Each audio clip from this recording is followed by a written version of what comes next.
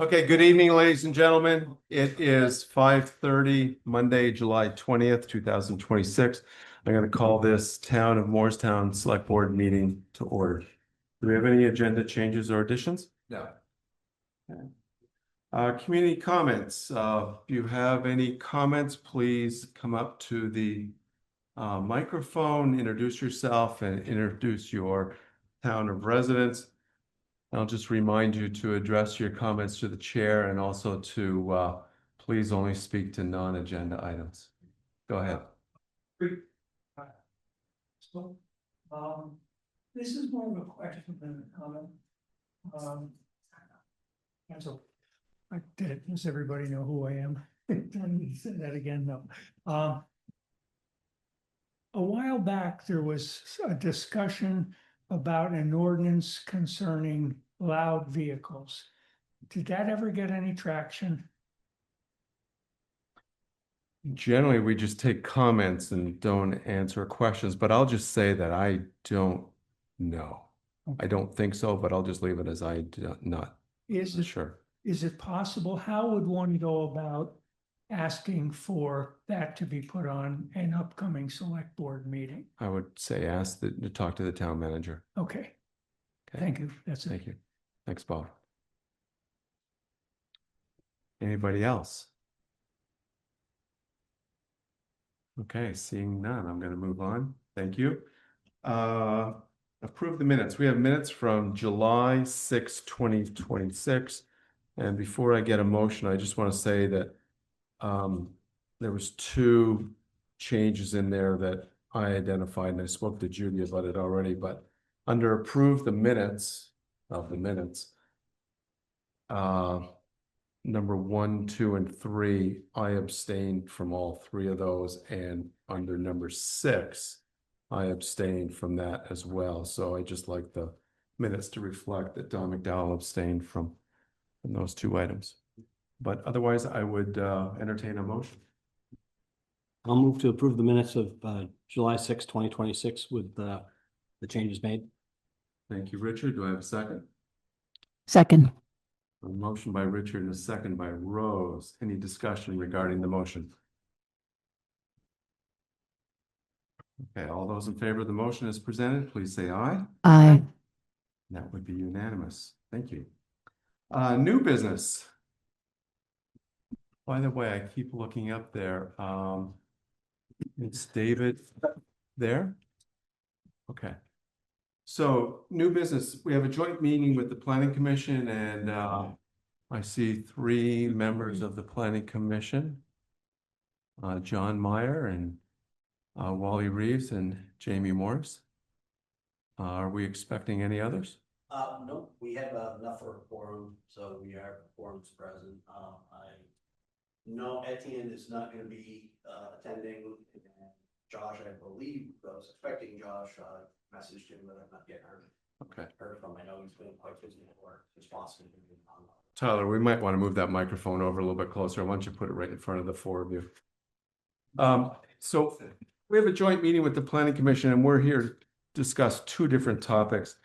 And the first is a discussion with the Planning Commission and LCPC representatives concerning data centers. Oh, by the way, LCPC is represented by Tasha Wallace and Seth Jansen. And I think there's somebody else here from LCPC, and I'm not sure who that is. He's been with us 1 week. So. Oh, that's why I don't know Lily. So Lily's an assistant planner, and she's here as well. So welcome. But we're here to talk about data centers and earth extraction and interim zoning bylaws. And the way that I would like to deal with this is to deal with the data centers and the earth extraction issues as separate issues. So data centers is a topic that has come up in the past, and it is a topic that we are going to involve the Planning Commission in our discussions tonight as we look to the future and think about how we want to deal with data centers. It's certainly a topic of much discussion, not just here in Morristown, but across the state of Vermont, and for that matter, across the country and across other countries as well. So it's a topic that is quite broad. And so with that, and by the way, I'll just say this right now so I don't forget later, but we're not here to talk about specific projects. So we are here just to talk about data centers in general. We're here to, when we do get to earth extraction, to talk about earth extraction in general as a general concept. That's all we've warned, and that's all we're going to do tonight. So with that said, I'm going to ask Leah to introduce this concept of a data center and where we want to go with this topic. Go ahead, Leah. I want to thank the members of the Planning Commission, as well as I see some members from the DRB and also members of the Lamoille County Planning Commission for being here. Regarding the data centers and the interim zoning bylaws, in June, we, the Select Board, held a joint public hearing with the Select Board and the village trustees regarding the 2026 zoning bylaws. And those bylaws, they had been under discussion since, I'm not sure when, 2023, 2024. Approval was granted that night at that meeting, and the Select Board reiterated its request from a heavily attended Select Board meeting in February, asking that the Planning Commission continue to work on a definition of incidental to construction, including when referenced in bylaws related to earth extraction. In addition, the Select Board asked the Planning Commission to work on the PUD conservation section of the bylaws. The Planning Commission was also tasked with researching and developing an updated town plan by the end of 2029. This is the town's vision for 2030 to 2040. So clearly the Planning Commission has a full plate, and I appreciate their commitment and their efforts. They're generously volunteering their time and their expertise. At the same time, the incredible growth in the number of AI centers across the country and the environmental and the economic impact that they're having on their host towns is a critical topic across the nation and here locally. In February, Vermont Digger reported that Green Mountain Power had identified 4 potential sites, including where the decommissioned nuclear power plant is located. St. Albans had preliminary discussions with the developer for 2 sites, one an 8 to 12 megawatt site and one for 50 megawatts. In Vermont, both the House and Senate had approved bipartisan bills, H727 and S205, that would place a moratorium on siting a large-scale data center, 20 to 100 megawatts of power, in Vermont, and Governor Scott vetoed them. Morristown residents expressed concerns about data centers, and in March, I asked our zoning administrator if our zoning bylaws would allow an AI data center. And the answer was yes, and only require the zoning administrator's approval. That is troublesome, particularly given the potential environmental impact as well as the economic impact an AI data center could have or would have on Morristown. I began researching and learned that Royalton included a moratorium on high impact use businesses or organizations, which would include an AI data center, in their town plan. South Burlington addressed AI centers in a tiered land use approach in their bylaws. And New York State just voted in a statewide moratorium. During my research, I learned per Vermont Statute 24 VSA Section 4415, a municipality could adopt an interim bylaw good for 2 years with the possibility of an additional 1-year extension. Given we were on track to approve the 2026 zoning bylaws and that the Planning Commission already has and had a full plate, I thought an interim bylaw calling for a moratorium on high impact use organizations, such as an AI data center, would be a proactive action for the town to take. An interim bylaw would give the zoning administrator and the Planning Commission 2 years to fully research and vet a bylaw amendment without the pressure of a permit application. And it is with this in mind that I suggested during the joint hearing with the village trustees that we consider an interim bylaw putting a moratorium on AI data centers in Morristown. I read a draft bylaw using the parameters used by Royalton: electricity, water, noise, land use, economic impact. And this was language that was written by a Royalton Select Board member with extensive and respected city planning experience, with input from Vermont Leagues of Cities and Towns, Royalton's Regional Planning Commission, and their town attorney. At our joint hearing, there was then discussion, and at the end of that meeting, 3 of the 4 village trustees present supported an interim bylaw. 4 of the 4 select board members also supported pursuing an interim bylaw. Following the meeting, Scott Johnston, who's the head of Morrisville Water and Light, shared that the ISO New England transmission improvements and other enhancements are expected to increase transfer capability into northern Vermont by 55 megawatts, potentially making electrical capacity available.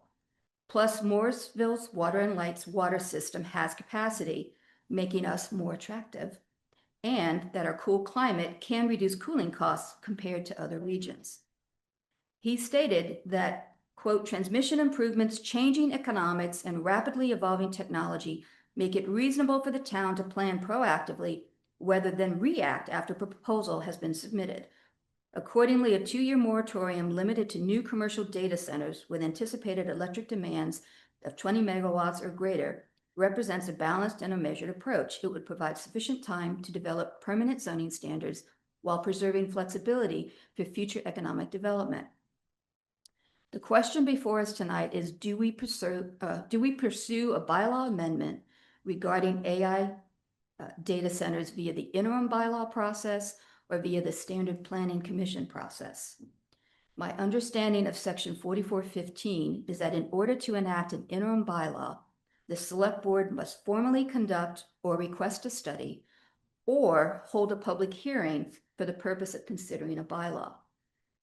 I propose that we hold a public hearing, and if residents indicate support, we then craft the interim bylaw language for a moratorium and seek joint approval with the village trustees, giving the planning commission 2 years to develop permanent zoning standards and not pull them away from their current work, including the development of more clear earth extraction language, the PUD conservation bylaw, and the town plan.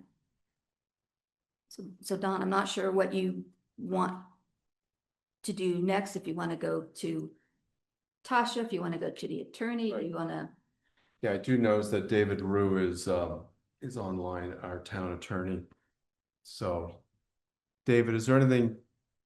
Well, first of all, is there anything on anybody else on the board would like to say at this point?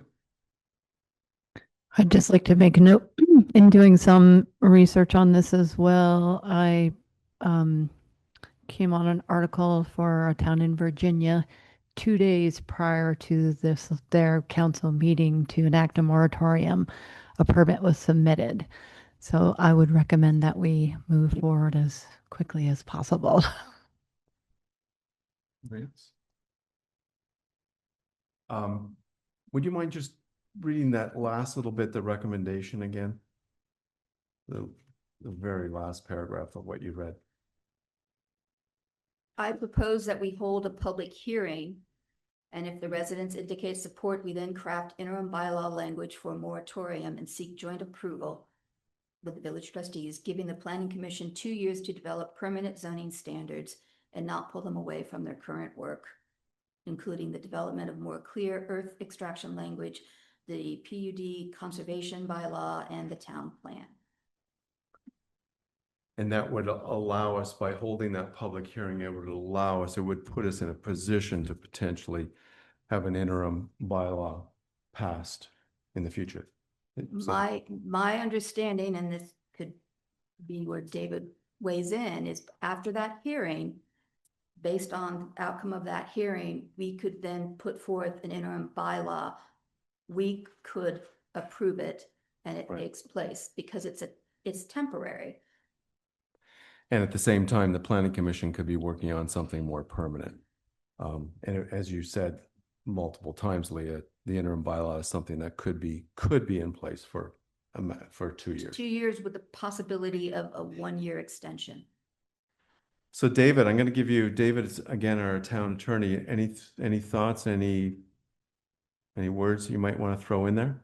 Hi, everybody. I'm Dave Rue from SPNF Attorneys. Can you guys hear me okay? Yeah, we can. Thank you.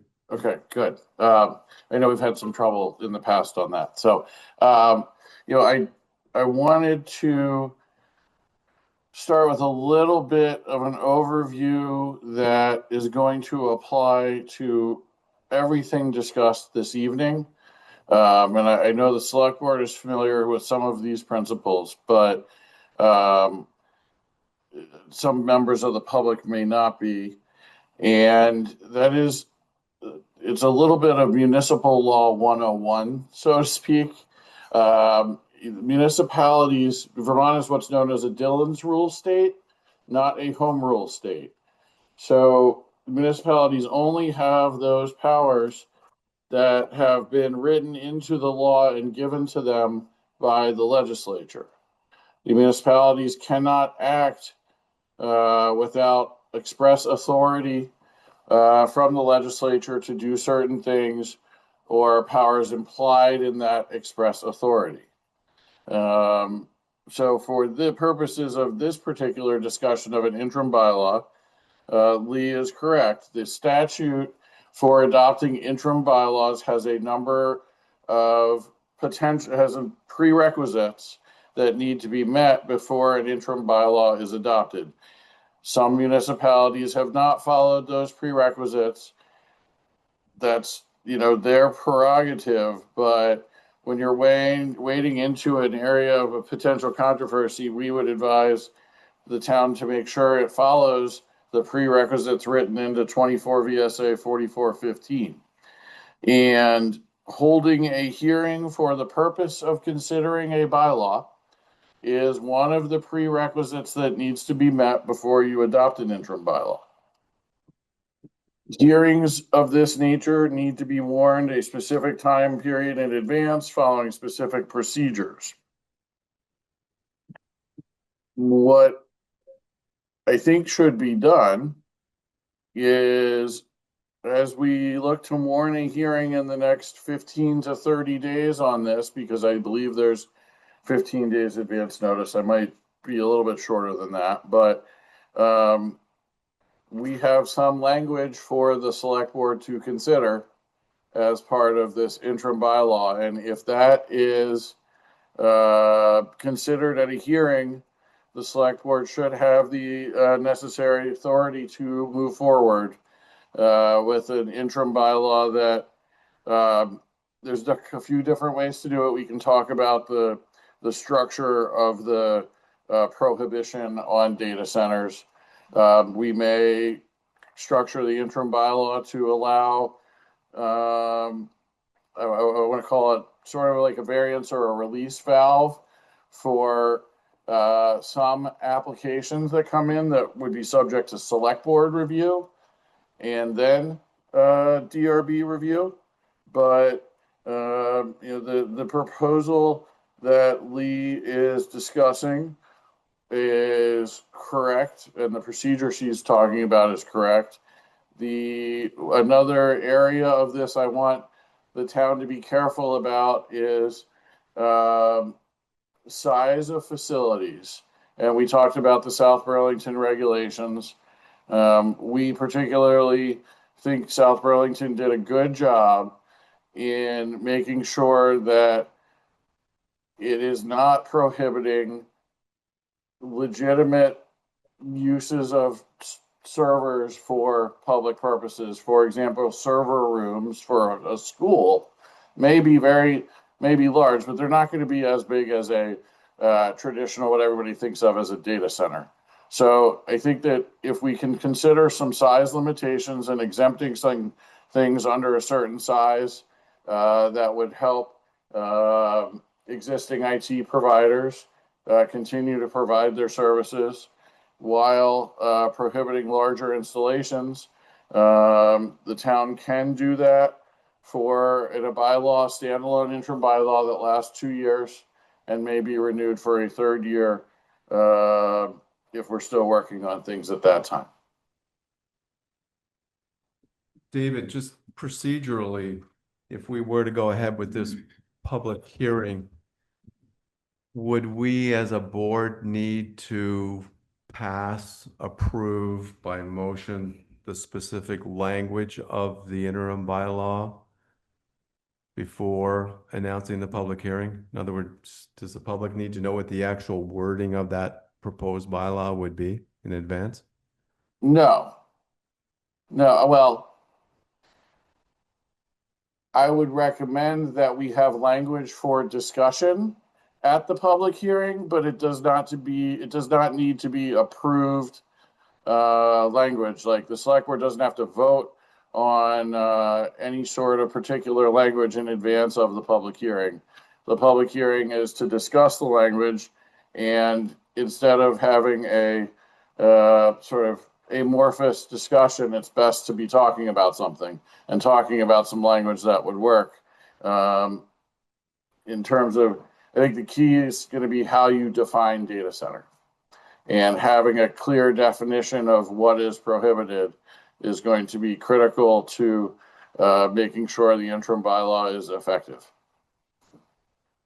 Yeah, and I'd just also throw out, you mentioned schools and the servers that they have. We also have a hospital in town, so which would seem to have a significant data storage. Correct. Oh, You know, and right. it's you got to draw a line somewhere, but you don't want to capture those that that you're not intending to prohibit,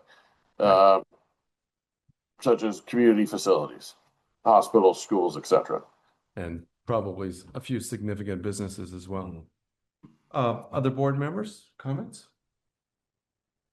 Just to reiterate that actually the select board person that they came and did a presentation at the library, and they actually took those parameters that they used in their language and went to basically all of the larger businesses in town to make sure that it wouldn't interfere, and that if they had that language, would it have prevented those businesses from locating in town? And that was not the case. So this is more, again, large scale facilities with a high impact on the town. So it would be unlikely, and we can do that same. Thank you, Rose. Richard?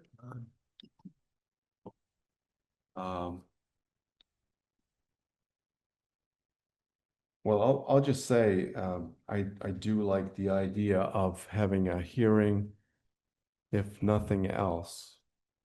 And this isn't my only reason, but if nothing else, just to give the community a chance to weigh in on this, to get it out there, and find out what that conversation is like, find out what those feelings are, what those opinions are in regards to the potential siting of a data center in Morristown.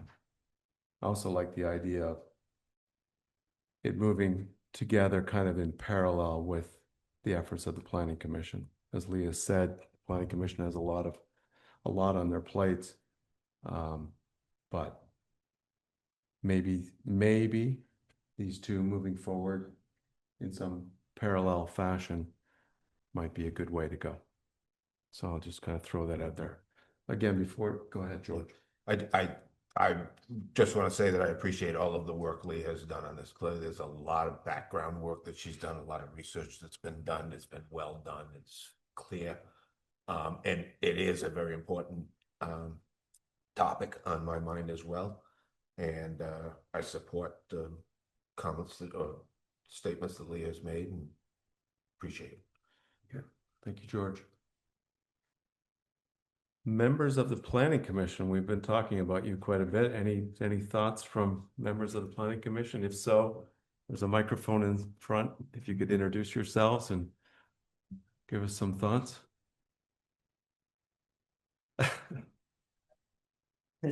Joshua Goldstein, Chair of the Planning Commission.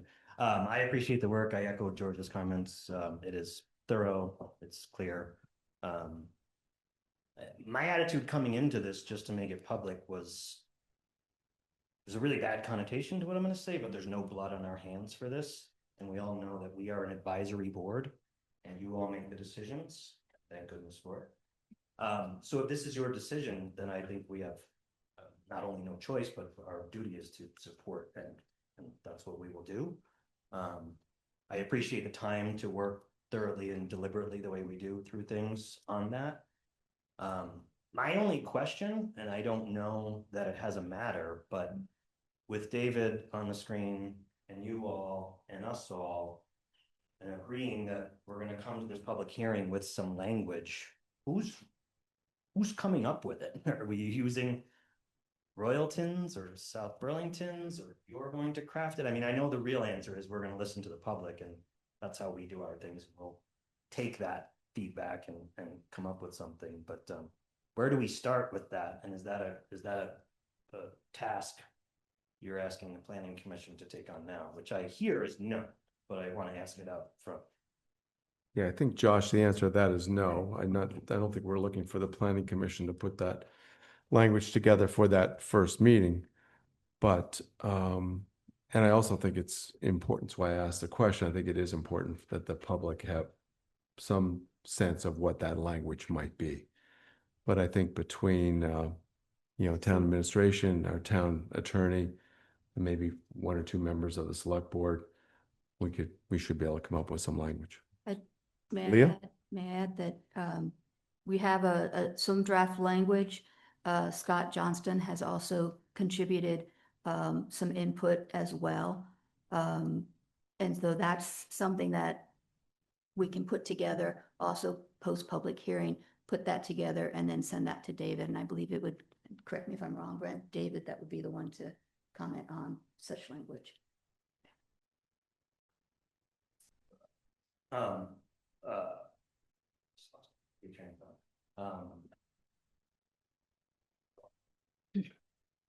My only concern with my planning hat on and discussion we had is comments that have been made, and I'm glad they're being made. Like, we don't want to miss on something that we do want here. So I think the careful language is very important.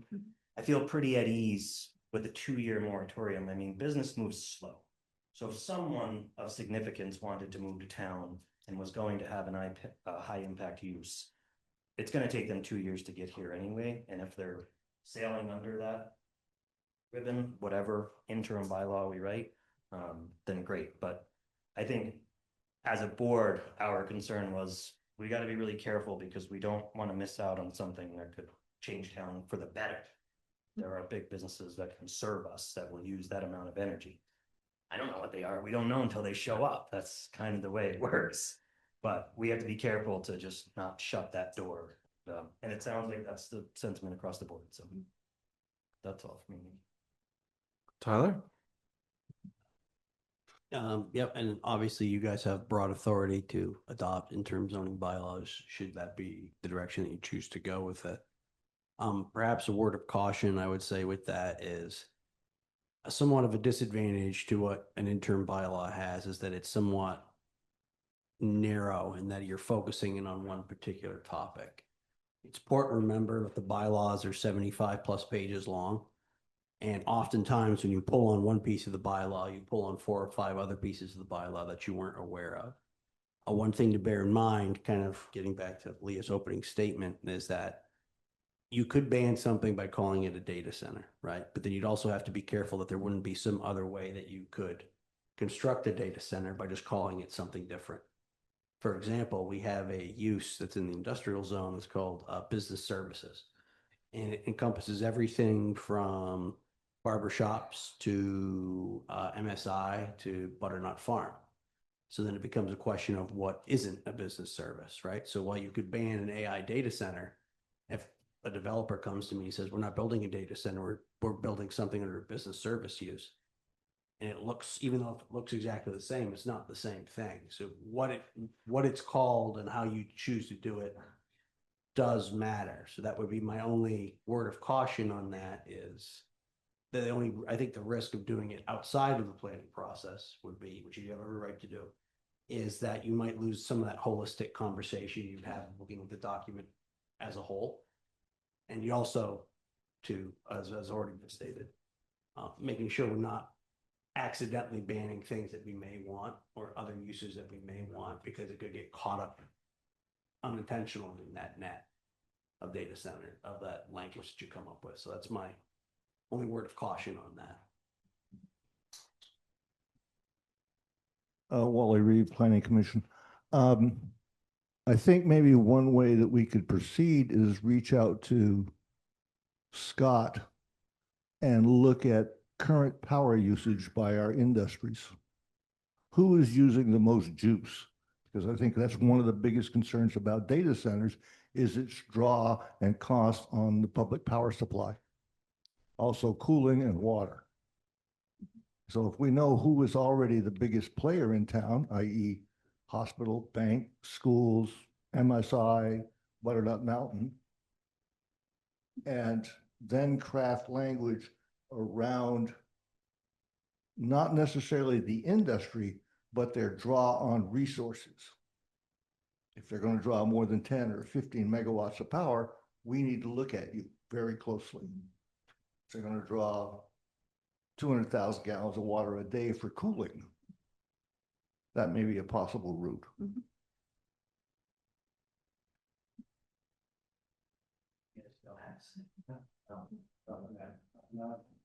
Okay. Okay, thank you. Thank you, members of the Planning Commission and Tyler. Anything else from the board at this point? David, you mentioned before, I think you said that you weren't certain of what the warning period would be for a public hearing.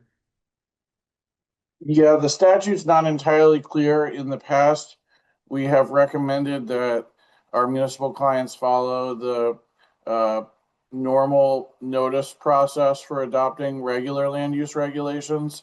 So that requires a 15-day advanced publication and posting of a notice under statute. Tyler's familiar with the requirements there.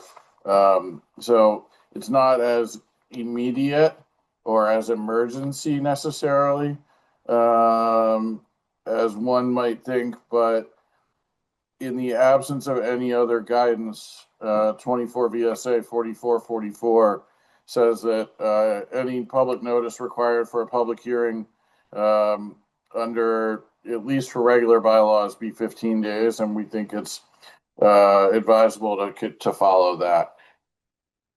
David, you're talking about the time between the warning and the hearing. There is no definition of time between the vote of a board to proceed and the amount of time we take to be ready to warn the hearing, though, is there? If we need a month to get it right, we can get it right in a month. We don't have to work within a certain frame. That's correct. Okay, thank you. Yeah, no, it's only the time, the advance notice of the public hearing itself. Okay. That's 15 days. Okay, thank you. Okay. Other comments from the board? I'm going to open it up to the public here in a second. Any members of the public that would like to express their thoughts, come on up to the microphone, introduce yourself and your town of residence. I'm Lisa Andrus, town of Morristown. With all the research that I've looked at with these centers have you contacted our fire chief and find out what their requirements are going to be to make them safe? Is there special training? Do they need special equipment? Do they need extra manpower? Whether we're small or not, we're dealing with batteries and other things that they don't normally do not use, other than electric cars. So that's what they need to be a part of this meeting too. Yeah, thank you, Lisa. The conversation has not gone that far as I know, but yeah. Anybody else? Okay, well, I'm sorry, I didn't see a hand. Oh, come on up. I don't have a what add. The fiscal things, Tasha Wallace, Will County Planning Commission. I think folks are going in the right direction, looking at unintended consequences. I was also going to encourage you to read the governor's veto message on the data center bill, because that was the premise of the veto, was possible unintended consequences for industries that they do want here. But I also wanted to give you some context of scale. you're talking about a 20 MW data center. I think Morrisville's peak is about 8 or 9 megawatts a day. Stowe's is probably between 10 and 12, so 20 certainly is something that current industries aren't currently using. So, thanks. Thank you, Tasha. Anybody else? Well, at this point, I guess I would be, what's the will of the board here? Is there any action that the board would like to take at this point? I'd like to draft some language. I would incorporate some of the information shared here. I'll incorporate some of the information that Scott Johnston has shared, and also work off of South Burlington and Royalton and other states as they have also moved to do moratoriums. And we'll come up with some draft language quickly that we could then run through David, but I think we could set a date for the hearing and at least have some potential language to share to make sure that we're careful of not having unintended consequences and incorporating those businesses and services that use servers and the like. Some language that we could share at the next select board meeting? We could, I would say we would share it as part of the hearing. Okay. I mean, we could maybe look at the language via email to get it to that point and then have the hearing. Okay. With that language, and then again, post-hearing, that language could be tweaked again. Okay. Don? Yes, Brent. I think we should ask David if we're to move forward with wanting to warn a specific date tonight, like what would be realistic for him to be able to weigh in if that's where you're going. Yeah. We do have potential motion if there is a date established tonight. If the select board wants to wait till next select board meeting, or I can work with David to get that date, but if you want a specific date tonight, I think knowing what David is able to do would be important as far as timeline. David, do you have thoughts on that? I do, as far as scheduling is concerned. Well, two thoughts. One, as the town works to develop language, I would encourage it to focus more on zoning bylaw language than town plan language. Town plan language is often written in more aspirational tones that would not be enforceable in a court. So zoning by using words like should or encourage or as opposed to must or shall. And so it's usually zoning bylaw language would be a better source than town plan language. Secondly, I am around for most, if not all, of August, except the 31st. So I don't have any limitations over the next, let's say, 30 days to 35 days. But that week before Labor Day is not going to be good for me. Any thoughts on how quickly we could have this public hearing? 15-day advance notice. You might be able, if you warn it at the end of this week, you could have it on the 17th. 17th of August? Yep. Or you go to the 24th if that's a normal select board meeting night. If we warned it at the end of this week. Correct, because you have to have 15 days advance notice for the public hearing. So you'd have to warn it by August 2nd, but August 2nd is Sunday. So you'd have to warn it by the end of this week. So I'm looking at the person who does all our warnings. Sorry, by the end of next week. Is it all reasonable to do that this week? It would be next week. I'm sorry, Don. I missed a week in there. Okay. Yeah. So I've got a concern about that. I think if we're gonna craft language, we should probably craft the language prior to deciding a drop dead date, saying we have to have everything ready by Christmas. So I can work on the language and have something to you. Today's Monday. I can have something to you by end of day Wednesday. Okay, that's my concern, is I don't want to put any extra weight. And I'm not saying it's gonna be perfect language or, final, but I have confidence that David would feel like it is bylaw language. Tyler has taught me some things in a short amount of time.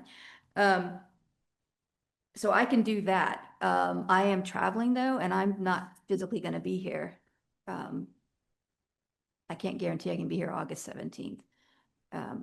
So I have until August 5th. But I'll get something to you by Wednesday and we can continue to get it to at least you guys and then give it to David. And have that ready to go ASAP and then set a date. So we would have something to read, but we're unable to discuss it, obviously. Email would work. I could still via email. Well, open meeting law. Excuse me, yes. So we could read it, and that's a good reminder for the board that we really can't But convene with each other on this. So you can distribute information. Lee can sorry? email the draft language to the entire board, but the entire board would not be able to reply all and would only reply directly to, say, me and Brent, for example, and that would be acceptable under the open meeting law. Okay. And that way we would have working language for the hearing. And I would assume then at some point after there is approved draft language that the board soft word on approve, everybody's okay with the draft language.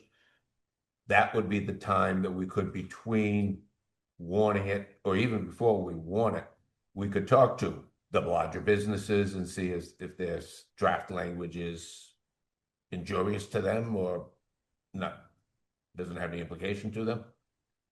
We need the language to talk to the draft language, to talk to the employer, the businesses, I would think.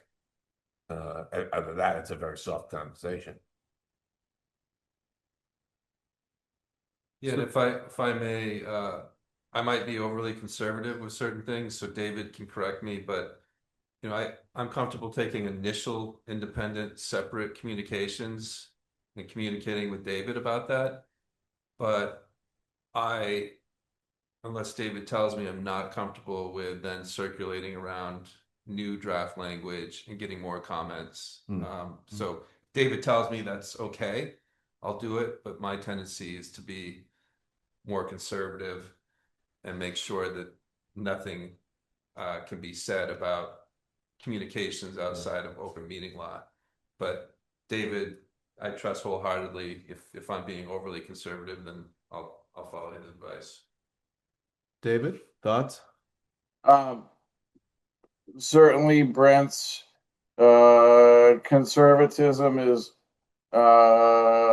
should be given consideration. I don't particularly have a problem with going around a second time going around necessarily, as long as it's done properly. But Brent is right to be cautious, because the more times you do it, the more slippery the slope gets, so to speak. So, and it can get a little tricky. So I think, we may only need one round, let's say, for lack of a better way of putting it. And then we'll at least have something decent to shop around and consider, and then we can tinker with it more during the public hearing and after individuals hear from constituents. So what I'm hearing so far is, and I've put a little extra into this, but we'd get language by Wednesday this week. Wednesday evening, yeah. Wednesday evening this week. That would then be disseminated to the board. The board that could then respond to Brent and David I said by Friday, but probably Sunday would be just as effective if we could get a response to them by Sunday. Or would Friday make more sense? The board, okay. I would say Sunday down. I mean, I won't. Sunday is fine with me. Other people are working and don't have the luxury of all the time that I have to sit and read in the middle of a week. So a response to Brent and David by Sunday, and then if need be, we could have a second reading next week.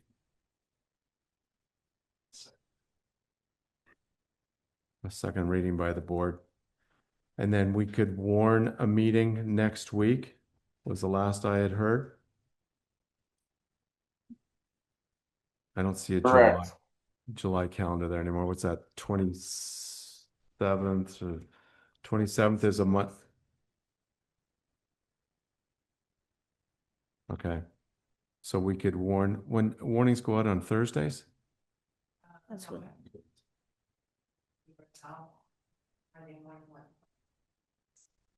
Monday morning.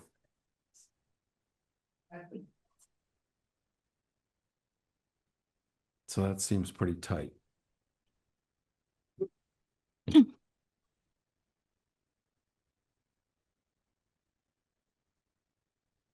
August 24th? Okay. What do we think, folks? Looking.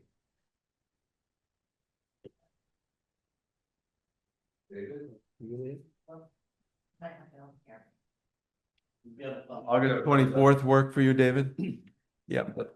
But assuming that all the other pieces fall into place, the 24th is available for me. We'll have to judge that whether we are comfortable at the second reading, and if not, then obviously we haven't won anything, so we're not at an issue yet. But 24th, if all the pieces are right, 24th works for me.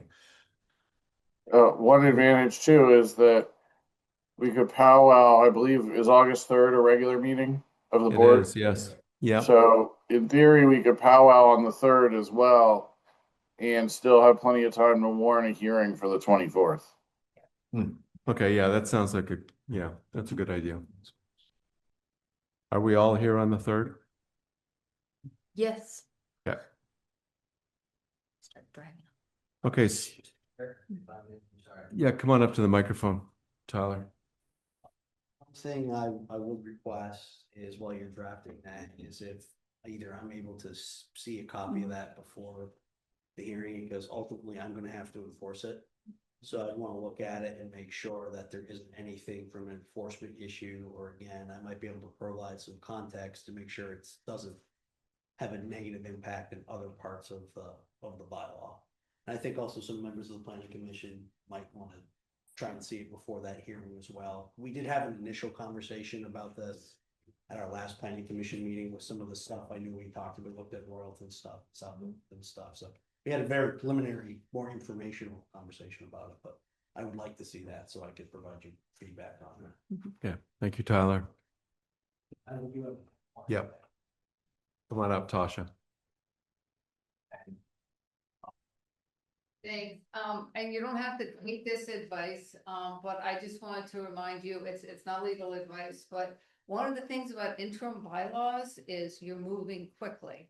And I would encourage you to do extra outreach so that the public knows what you are doing. Because if you're acting really quickly, sometimes you get ahead of the public and then they find out you've made the decision, which they may support, but they didn't know about it. So I would just encourage you. I don't know if you want extra warnings, extra information on Front Porch Forum, but I think that can often help when you're taking the interim bylaw approach. Thank you, Tasha Wallace from LCPC. That's very good advice. Appreciate that. So language by Wednesday evening this week, a response from each of us to Brent and David by Sunday, and then potentially a second reading next week. A powwow or a chance for discussion on August 3rd, which is a regular select board meeting.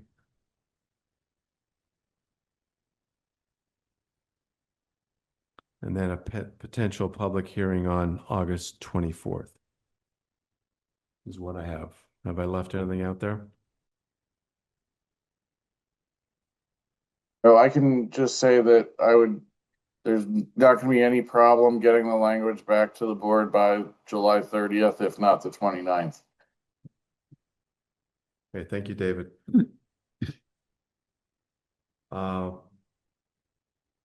Not thinking we need a motion on this. Okay. So Brent and Judy, got enough information there? Okay, good. Board? Okay. David, we're good? Okay. So as I said, I'd like to now change the topic over to earth extraction. And I'm going to remind the board and public that we're not here to talk about specific projects around town. We're just here to talk about earth extraction in general. Leah, I know you spoke a little bit about this before. Anything you want to add at this point? This kind of dovetails into my request that the town plan implementation plan be put on the agenda.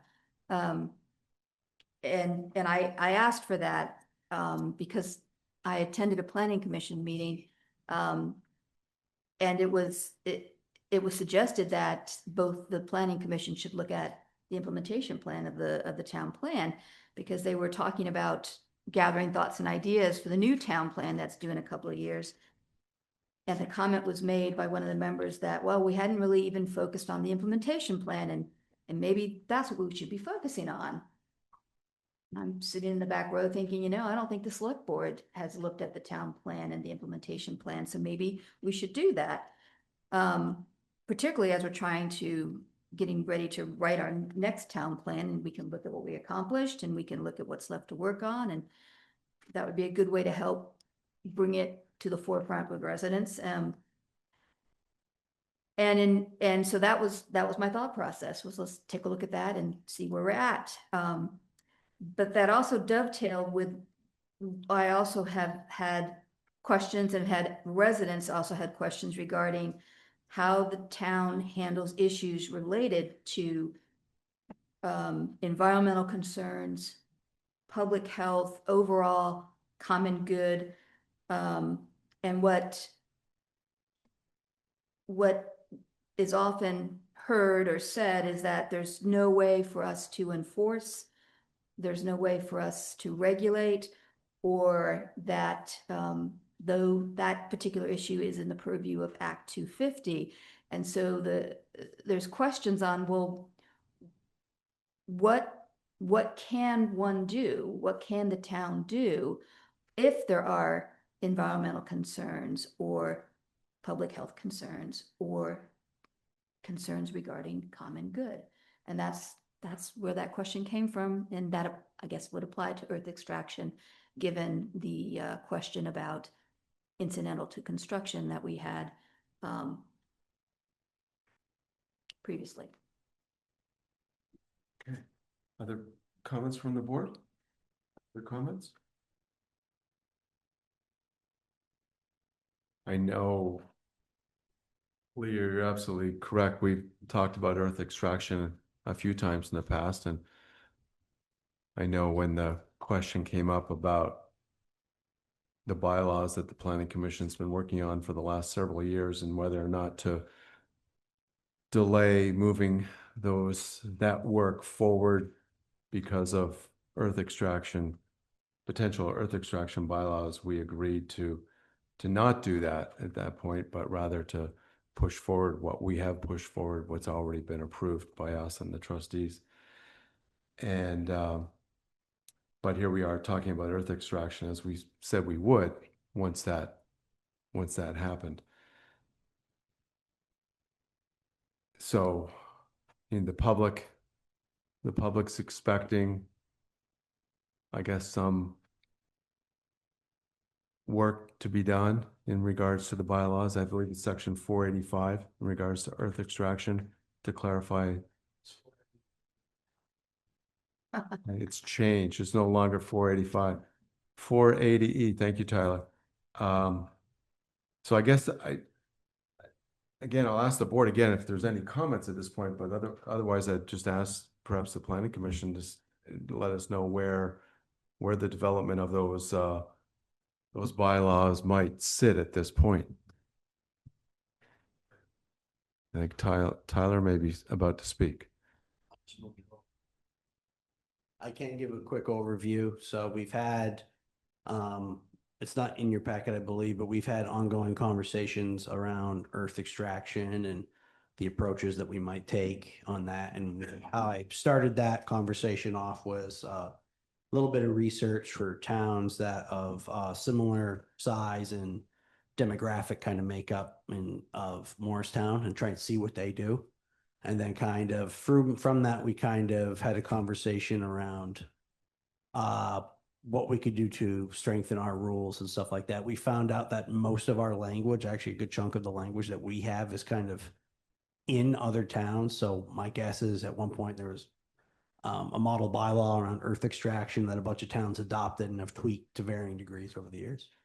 What we came up with was through our conversation was trying to tier our enforcement or the regulatory approach to the scale of the project. So rather than kind of have it be an all or nothing, either you are regulated or you're not, we tried to scale the regulation based on the intensity of the use. We had developed a tiered model, like tiers 1 through 3, and then 1 being like regulating projects of a certain amount. Again, a little bit less than we would the proceeding 2, with the last one being the most onerous and intended for the largest of projects. We tried to take public comments into considerations, particularly around like a lot of conversation around air pollution, how much to regulate that, particulate matter, and what types of things we can and can't require, with also an eye of the fact that currently the office is staffed by me.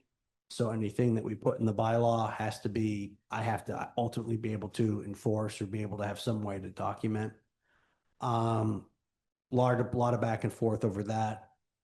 David, our legal counsel, had some concerns with some of the ideas we were talking about in our model bylaw, and that's those concerns are in the legal memo that you have there. Currently, we had a conversation with it last night. We discussed that memo as well, and I'm going to be working on tweaks to our tiered model based on that. We did also look at the language that South Burlington had proposed. They have some good language in there that we initially didn't look at because they're a much bigger municipality than us. So I looked at ones that are local to us, but that's kind of where we're at in the process. It's a topic of conversation at pretty much all of our last meetings, so we are actively working through that. I'm not sure if any of the other members had anything they want to add. I have to say everything that Tyler just said. Okay. Okay, thank you, Tyler. David, any thoughts in regards to earth extraction bylaws, potential bylaws? Sure. I mean, let me lay out sort of the legal framework here. Again, as Dillon's rule state, towns only have the authority the legislature gives them. So for zoning bylaws, the authority is primarily found in 24 VSA chapter 117. Towns have also, as you probably know, general health, safety, and welfare ordinance enactment authority. Under 24 VSA, I believe it's chapter 59. For example, 24 VSA 2291 sets out a number of different areas where you can adopt health and safety ordinances. There are other provisions scattered throughout Vermont statutes that allow you to adopt ordinances for things such as air pollution. Those, however, are not allowed to be adopted as part of zoning bylaws. That would be using the town's general ordinance authority. That being said, we have some similar concerns regardless of how such regulations might be adopted. First, to start with zoning, the town is allowed to adopt what are known as performance standards that evaluate essentially, well, that are essentially public nuisance standards. And they allow you to prohibit vibrations, noise, odor, smoke, dust, gases, etc. But they are standards. For example, you may be familiar with this, but from earth extraction operations, but they're not allowed to emit more than 70 decibels of noise at the property line.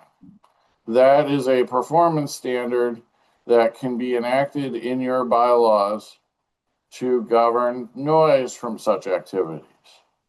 You can adopt a performance standard that prohibits smoke emissions that exceed number 2 on the Ringelmann chart.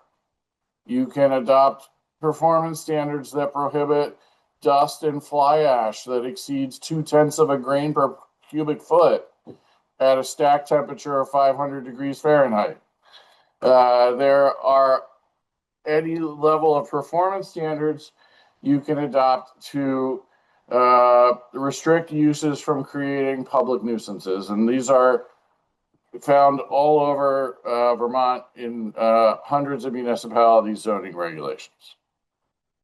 What the town cannot do through zoning is enact a condition that requires ongoing monitoring. The reason is because zoning permits are required to authorize a particular activity and they are to be final. Anything else after that becomes an enforcement issue. Now,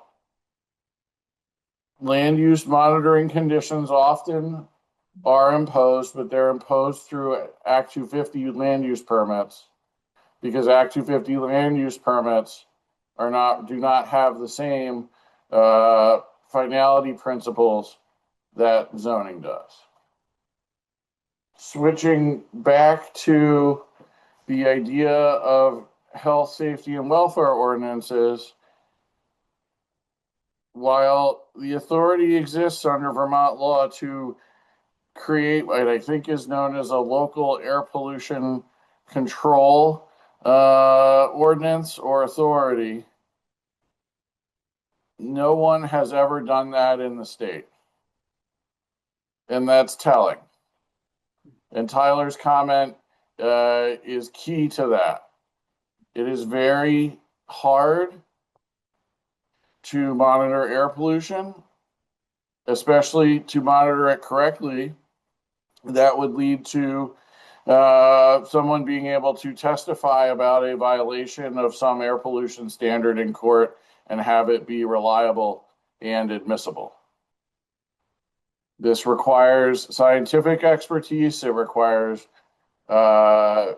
technical air sampling equipment. That equipment needs to be certified. It needs to be measured against a standard so that you know it's working the way it should. And most individuals running these things are scientists. All this kind of thing is not something that towns are very good at doing, and it's very expensive for them to do so. You would have to retain some professional and probably a team of professionals to do this. Meanwhile, the state already has a team of professionals to do this at the Agency of Natural Resources, and they have rules on this topic and everything else. So you are limited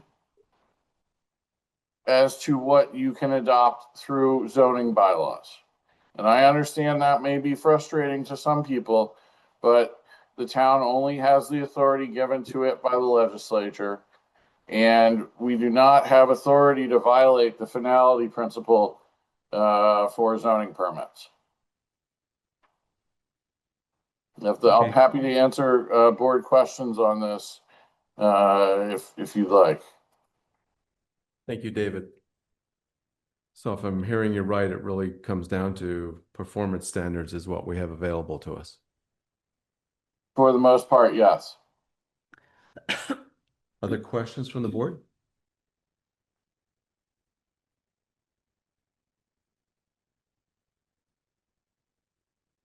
Questions from the planning commission? Any comments from the public? Come on up to the microphone.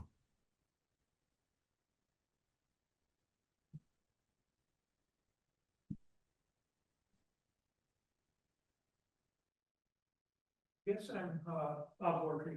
I guess I'm trying to follow what's going on here. My understanding from the current town plan is that earth extraction is basically on Route 15 west of Morrisville and up Garfield Road. There's a quadrant in there that's a designated industrial zone. Is what's going on here an effort to change that? I think there's, go ahead, Tyler. Yeah. My name is Mr. Chair, so it's, you're very close, it's, oh, sorry, Richard, the area in question is actually east of Garfield Road, and that is basically heading towards Wolcott, so basically that area, that is allowed space for new special industrial uses where we have our gravel pits and stuff. We have other existing pits, which are in town, which are not located in those zones. So any standard around earth extraction, if the applicant was proposing to expand the operations on a pre-existing pit, that's a legally non-conforming use, that could be done through approval by the Development Review Board, but we would still use the special industrial use regulations, even though it's occurring in an area where that use technically isn't allowed. We'd still review it under those standards. So any standards are tied to earth extraction, stuff like that would apply to pre-existing projects in the outside of the area where special industrial uses are allowed, provided it's an expansion. Anything that's already in existence can exist in its present condition in perpetuity. I can't go back retroactively and require applicants to do things that are outside the scope of what they were approved for. Now, if they change it, that gives me the opportunity to regulate it at that point. I guess that explains it somewhat. I guess I'm just trying to understand the existence of that industrial zone and how, let's say, existing earth extraction within other areas of the town, if I understand what Tyler said, they can't be expanded or changed without authorization by some bylaw. It would be by the Development Review Board, and they would apply for a conditional use review to expand the legally non-conforming use, so that would be a public hearing. I do want to point out though, that special industrial use is not a zoning district. It's a use that's allowed inside the zoning district. So actually, the only area where special industrial use is allowed is a very specific section of the agricultural residential zoning district. So they're actually a dedicated pit, somebody applying for specifically for a pit, not incidental to any other project, but a pit that's not allowed in the industrial zone. Thank you. I think I understand. Okay, great. So Bob, yeah, just to be clear, we are looking forward. This is for what might happen in the future. And it was several months ago, this room was rather crowded, and the board got, well, Don McDowell got a pretty strong message from the people in the room that night, at least. I think the rest of the board was in the similar boat, that we need to look at gravel extraction bylaws and see what we can do to strengthen them. Thank you. I just wanted to make sure that I understood what I thought I understood.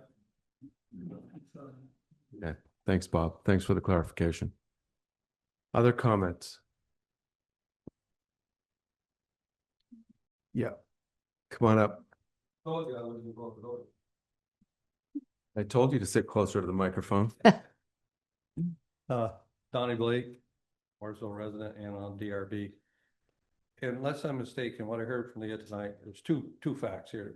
Two factors of it that we're looking for. Health, safety, how that's regulated and what control we have over that. Involved in anything, but especially in earth extraction. So one, and unless I'm mistaken, what I heard from lawyers and what we've been told, our own, is that the state handles Agency of Natural Resources is handling air pollution and controlling and monitoring all that. They have the equipment, they do a good job of it. So that's taken care of. Now, talking about the tiered approach really comes down to, now what you want to talk about is how much you're going to allow to extract from a site that isn't permitted for a gravel pit. Am I correct in that, Leah? Is that what we're talking about? Leah? I had much more general questions. I don't, so. So it might be premature to answer that question at this Okay. point. No, I just mean that's what kept coming up from us all the time was, Don? how much we're allowed. Brett? So the select board administration have been asked by many residents about, in the town plan, incidental extraction. So I think that was one of the requests, is that be somehow further defined. And so what legal counsel is saying tonight is trying to frame how the town can go about doing that in a methodology that is supported by state statute and allowed. And legal counsel or Tyler can correct me, but I think that's the incidental has caused a lot of confusion, and there's language and then there's court precedent in Vermont that defines that. That answers my question. It's one of the. Yeah, so I can say is like incidental, one I can say, one of the things that we talked about in that tier approach, the word incidental construction, there's pretty broad agreement that be struck out. But what we're trying to do is to figure out, and that's what it's kind of this tiered approach, at what point do you cross that threshold into a higher level of regulation based on intensity. So we had talked about, concerns, let's say you have, which does happen, a challenging house site requires a lot of blasting, earth removal to construct a home, which again, given our topography, is not uncommon. We wanted to recognize that we may want to have, especially if some of that material is going to be used for sale off-site, which was another kind of trigger in there. Like if you're going to sell some of this off-site, if you're moving over X amount of material, that warrants a higher level or a higher standard of review than just somebody put in a single family home with a 100-foot, 200-foot driveway, right? So we wanted to make sure, we're trying to figure out where is that line? When does those extra regulations kick in? And where do you cross the threshold from the tier 1, where it's a little bit more hands off, a little bit more like, well, you just have to give us stuff to like, you have to do X, Y, and Z specific things. And then you kind of build on that up to your more, the highest tier, which would be a full-on commercial extraction operation. So it's important. That's kind of where we were with that, because we kept going around and around and around with incidental. So we opted to get away from that and move towards a clear, which is what I prefer in zoning. Zoning, the more black and white you can make it, the easier it is to administer. Like you either are moving this amount of material or you're not moving this amount of material. We avoid having that philosophical conversation about what incidental to extraction means, right? It's either you move this, if it's over this, you get this. If it's under this, you don't get it. So that's kind of what we're looking at. Yeah, go ahead, Leah. So I have one question. We do have a letter that I didn't know if you were going to read that into the record. So I understand performance standards is what we can use in the bylaws. And those performance standards, it is expected per the bylaws that those performance standards would continue after the permit's been allowed or granted.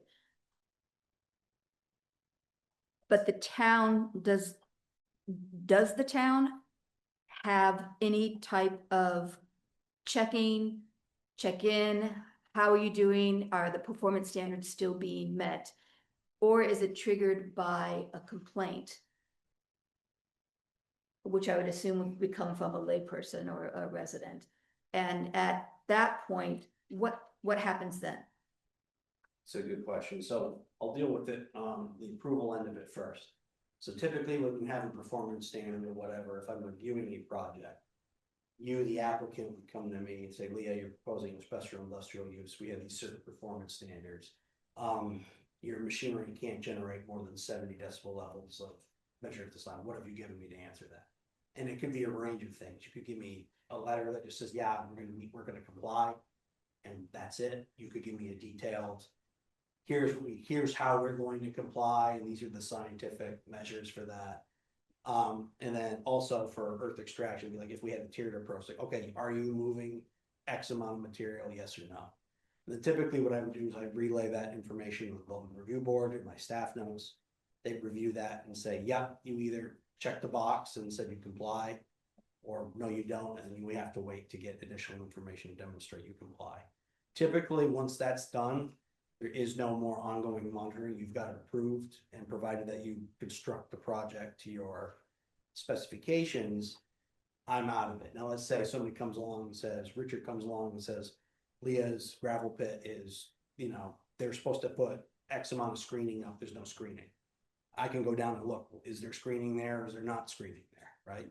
That's relatively easy, like a lighting plan. It's like, well, you have to show me, okay, Leah, you put those light bulbs in. We have a lighting plan that shows a certain amount of lumens you're allowed. Does that bulb match what's allowed in our standard? Yes or no? And you have to give me that information. If you can't give me that, then we have more of a grounds for me to start to investigate for potential zoning violation. But typically, I don't have, especially also because we don't have a CO process, I'm not coming back around verifying information to make sure you're ongoing outside of a complaint. Good there. David. So, yeah, I'll just add on to that. So if performance standards are enacted, and Tyler's correct, as part of the application review process, those are met. They are ongoing in the sense that they typically will apply to all uses and all districts and include non-conforming uses. And the enforcement is based on usually complaints. Someone will say, for example, there's a standard about lighting, and in the application, the applicant is demonstrating that no more than X number of foot candles are over the property line. Well, someone changes a light bulb, and now you're creating glare, and there's a very, very bright light shining in people's windows, and you receive complaints about that. That could violate a performance standard against glare. And then it becomes an enforcement issue, usually handled through the normal enforcement process with hey, gee whiz, looks like your light's too bright, or it looks like your operation is releasing odors beyond the property line that are making people ill. We've had a case where there was a CBD dryer in a very populated area, and people complained about the odors from the CBD dryer in a residential neighborhood where children and others were getting sick and couldn't sleep. So we had to bring an enforcement action against the facility, zoning enforcement action, because they were releasing odors beyond their property line. And odors is one thing. You can establish that through personal testimony. Things like air pollution or noise are a little bit more complicated. And in at least one case I'm aware of, a town hired an expert and sampled for a period of a few weeks the noise coming from someone's backyard motocross track, using a noise expert to determine whether the motocross track was emitting more than 70 decibels at the property line on a very regular basis. Turned out it was, and so they took the individuals to court for violating the noise performance standards, and as proof of that, they had an expert report prepared that had specific dates and times and scientifically accurate information as to the noise levels and when and where, and we were able to present that testimony and cite the individual for a violation of the zoning bylaws. So that's typically how the process would work once someone begins the activities that could trigger a performance standard violation. And I want to be clear that the complaint came in, but you're talking it's the town that followed through on the enforcement. That's correct. Oftentimes, multiple agencies get involved. Sometimes the Department of Health, sometimes Act 250, sometimes A&R, and sometimes the town. All depends on what permits are in play and what the violation is. But frequently it's not for something that is of larger, more commercial nature. It's not just the town, because there's other permits and approvals involved that are also being violated. Okay. Hey, thank you, David. I do have a letter here that has been asked to be read into the record, and I'll read this. The board okay with that? This is addressed to myself. It says, Dear Don, reference is made to the select board meeting notice and agenda packet for Monday, July 20th, 2026, which was published on the town website yesterday, July 17th, 2026 at 11:32 a.m. Unfortunately, I'll be out of town and unable to attend the meeting in person and may not be able to attend remotely.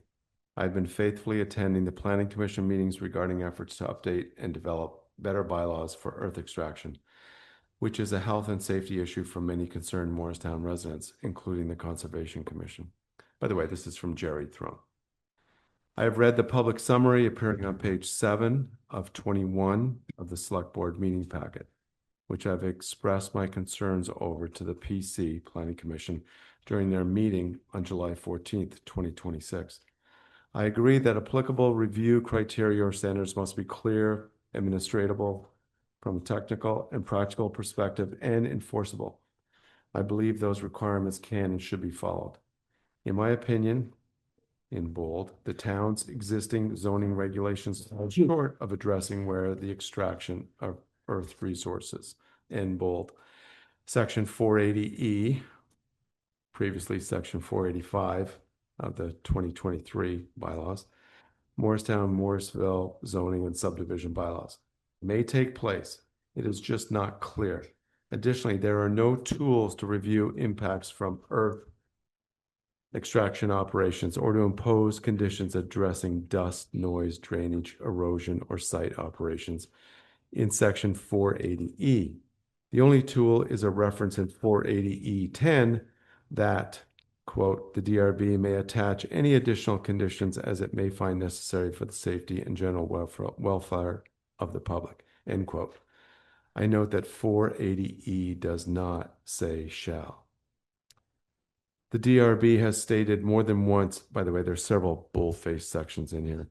The DRB has stated more than once in public meetings that they have no means of authority through the bylaws to place conditions on things like dust, which the state DEC has jurisdiction over and monitors and controls, and that neither the DRB nor the ZA have the training, expertise, or equipment to perform such testing, monitoring, or to make evaluations, the ZA being the zoning administrator. I further disagree that the PC is unable to recommend to the Select Board specific technical regulations that are not tied to performance standards, but that require monitoring the quantity of certain air pollutants in emissions from such projects. Per 10 VSA 551, Chapter 23, Air Pollution Control, local and regional air pollution control programs are to be supported to the extent practicable as essential instruments for the securing and maintenance of appropriate levels of air quality.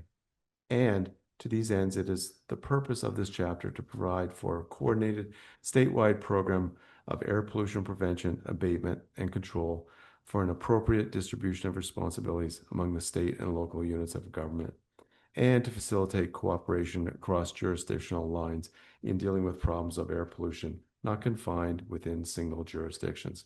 and to provide a framework within which all values may be balanced in the public interest. This gives the town the authority to develop and enforce its own air pollution control program.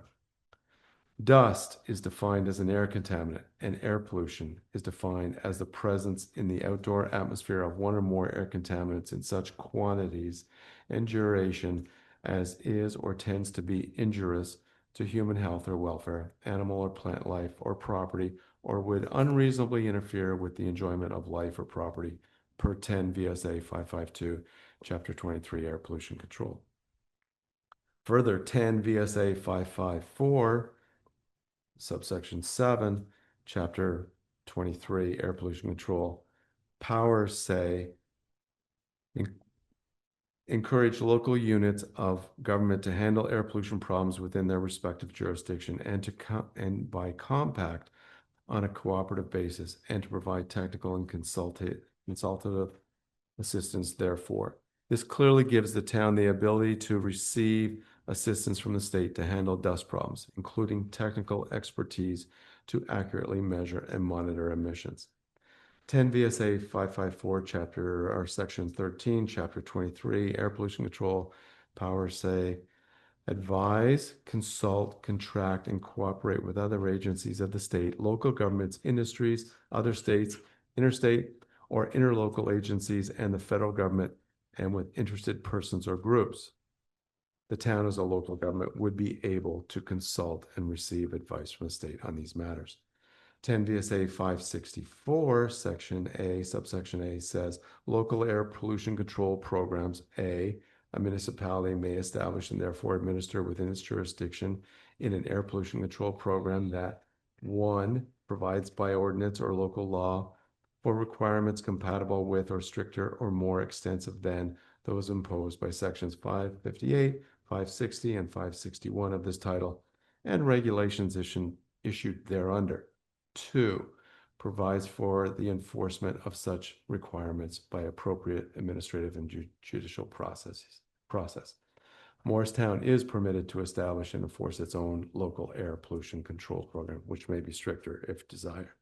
Additionally, silica dust, which has been determined to be a hazardous air contaminant, may be a technical challenge best left to the state to identify, measure, and monitor per 10 VSA 575, Chapter 23, Air Pollution Control, Hazardous Air Contaminant Monitoring Program.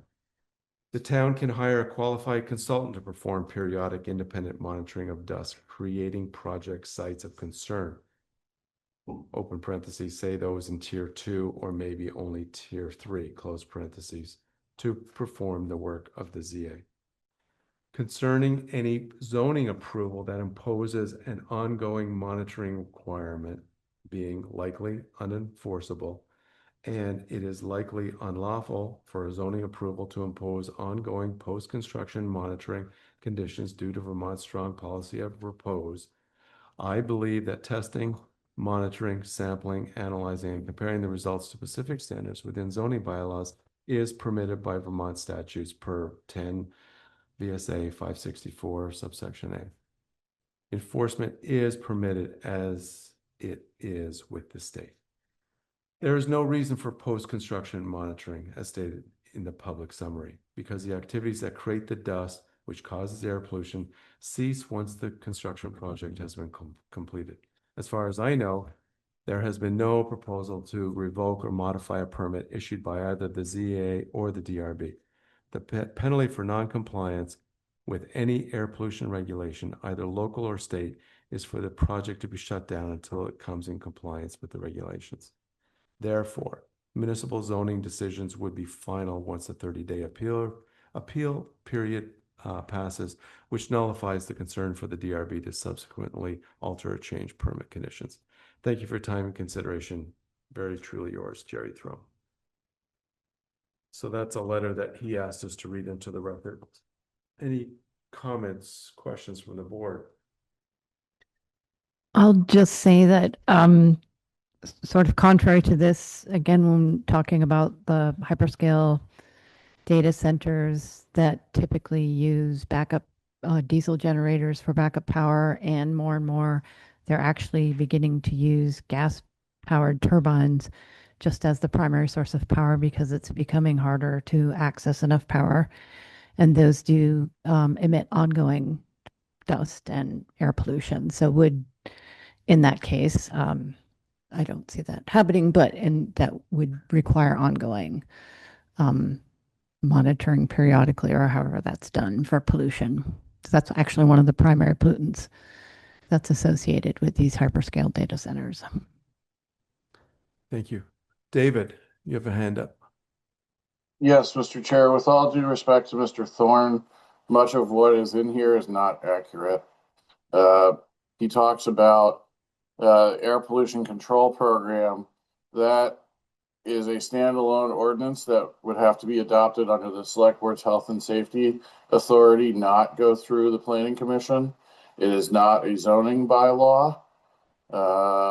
Secondly, this has been part of the law for, I believe, decades, and no municipality, to my knowledge, has ever adopted a local air pollution control program. I think it's pretty obvious why, because it's practically very difficult for a town to become a monitor of air emissions and air pollutants when there's already technical expertise in the state. So, while I appreciate Mr. Thorne's comments, they are largely misplaced because none of this happens through the zoning process or the Planning Commission. Okay, thank you very much for that, David. Other comments? Yeah, come on up.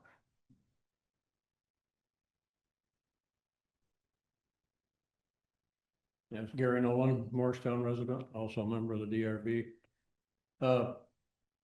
Just a little, I know the incidental excavation is concerning to some people, but however, the commercial extraction of earth, when it comes to a point where you're crushing and screening,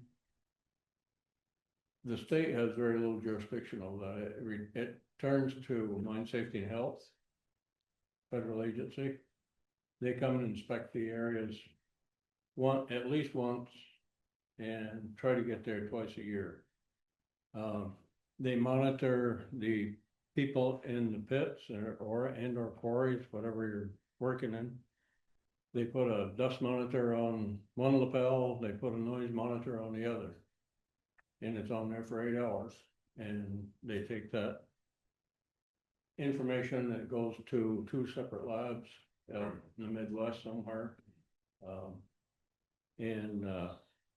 So most of that information, I've had a little bit to do with quarries and gravel pits, and we've never failed a noise or a dust complaint due to the monitoring on the collars. Granted, it's not at property lines, and there must be a reason that they don't set up monitors on property lines, because it's too hard to monitor and to figure out the problems there if there is one.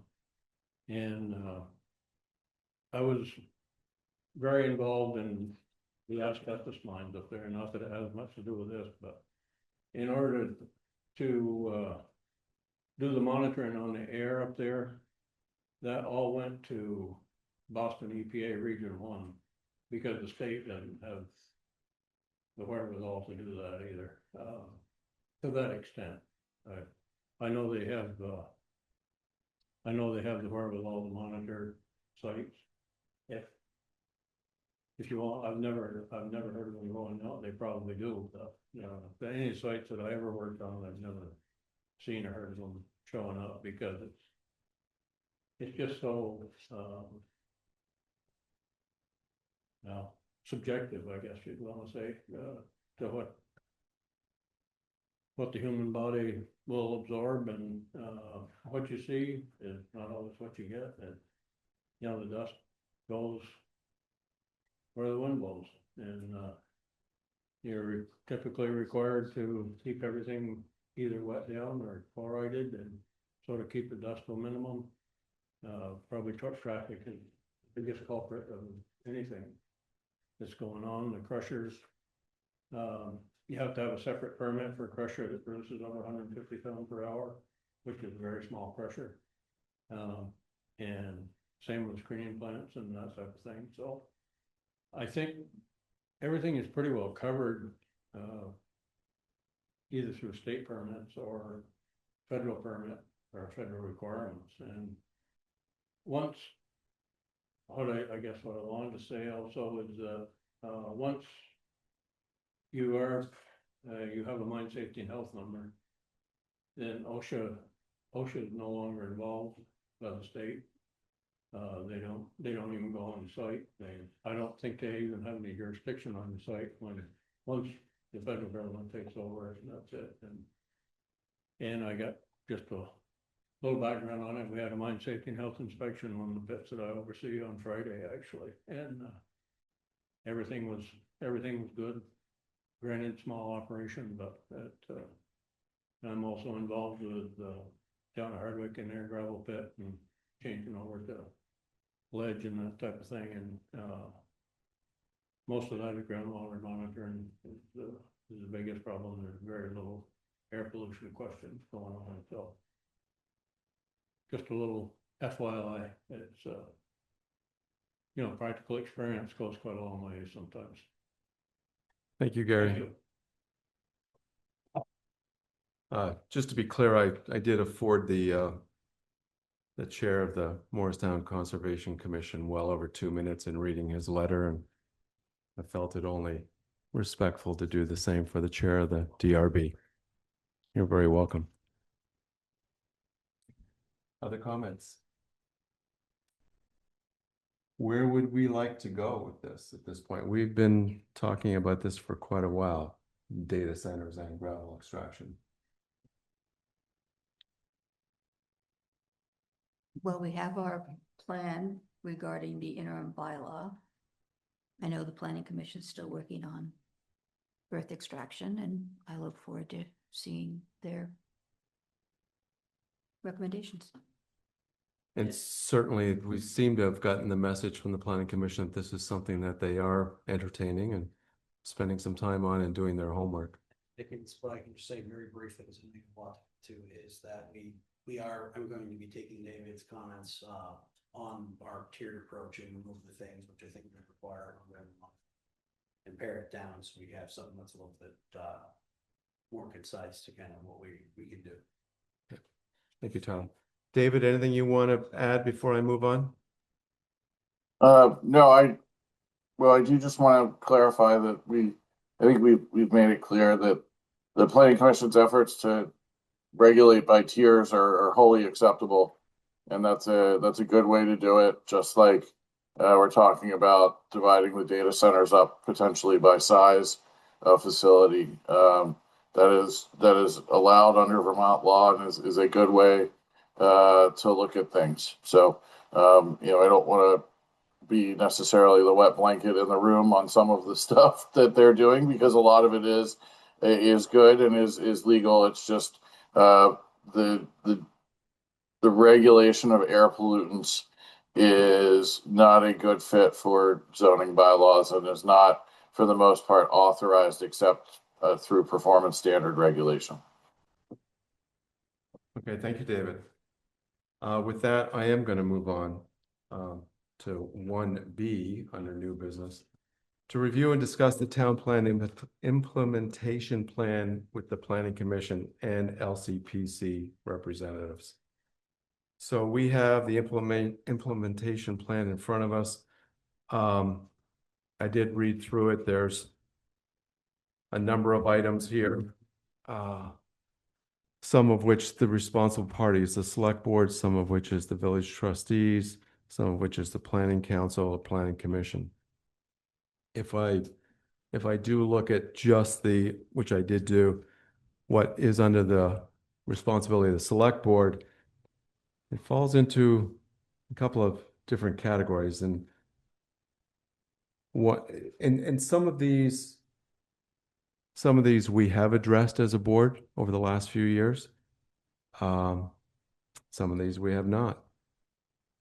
And maybe what we need to do is begin to prioritize what we want to do in the last few years of the town plan.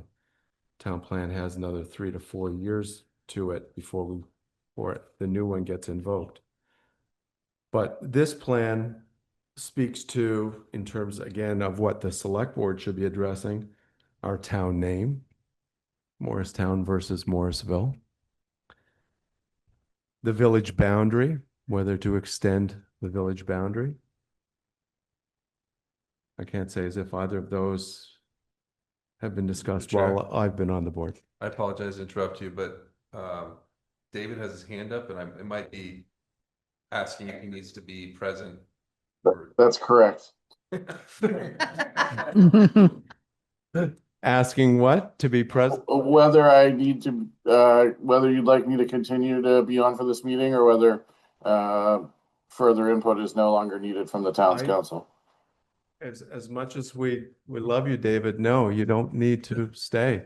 Thank you very much. It was nice to talk to everybody, and I'll see you soon. Thank you very much for all your comments. Thanks, You're David. welcome. Sorry again to interrupt. Thanks, you. everybody. No, that's fine. So town name, that brings up a little flash from the past, I'm sure for many of us. The village boundary, whether to extend the village boundaries. Parking. Parking is something that we've talked about quite a bit. We haven't talked about all aspects of parking, but we had a parking committee that looked at ways to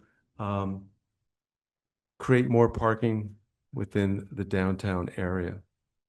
A traffic study, in particular, a traffic study at the north end, given that we now have a bypass around town, what has ensued with traffic. A PA access road, People's Academy access road, shows up a few times. A road between Elmore Street and Copley Avenue.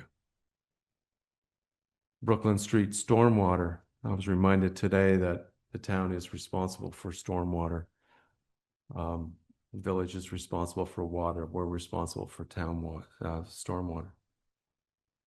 The fire station. In particular, the size of our fire station, that's been discussed multiple times here and has been discussed not just as the fire station, but as the police station and EMS as well. And the need for the probable need for new facilities. The second oldest home in town, which I believe is the Noyes House. I'm looking at people who might know. Yeah. I think, but that's in just the renovation, the upkeep of the Noyes House. And again, that's been addressed multiple times here. Recreation Commission, Recreation Committee, Recreation Commission is something that has been discussed many, many times. Energy efficiencies is another topic. And we do have, I believe it's called a MERP grant that has helped us out with energy efficiencies in some of our buildings around town, and a housing committee. So those are some of the big topics that the implementation plan does address to the select board for things that we should be dealing with during the life of this town plan. And again, this is on the agenda tonight to discuss. As I've mentioned, some of this has been done. I think maybe perhaps what we can begin is a discussion tonight of what needs to be done, what perhaps might get pushed off to the next town plan, and to prioritize what those items are that need to be done. So with that introduction, I would open it up to any conversation from the board, and for that matter, the planning commission as well. We're still in a joint meeting with the planning commission at this point, but the select board, any comments, thoughts?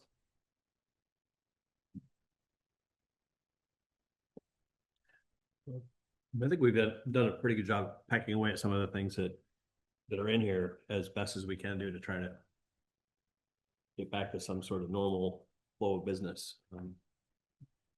A lot of these things are pretty aspirational, but they're something that we need to look at and work toward. and they're all they all provide a potential benefit to the community. It just how to get there, I think, is the bigger question than if they're something that we need to do. When I look at them, that's what I see. Any planning commission members want to speak to this implementation plan and perhaps some of the priorities, some of what the board should be concerning itself with over the next couple of years?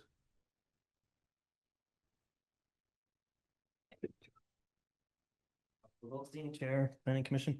I don't have the packet right in front of me. I would agree that hearing those topics come up again and seeing that some of them have been addressed is encouraging. I, for one, came up with this implementation plan because I said, we're writing this town plan, we have to keep score. Like, we need to know if we're doing it.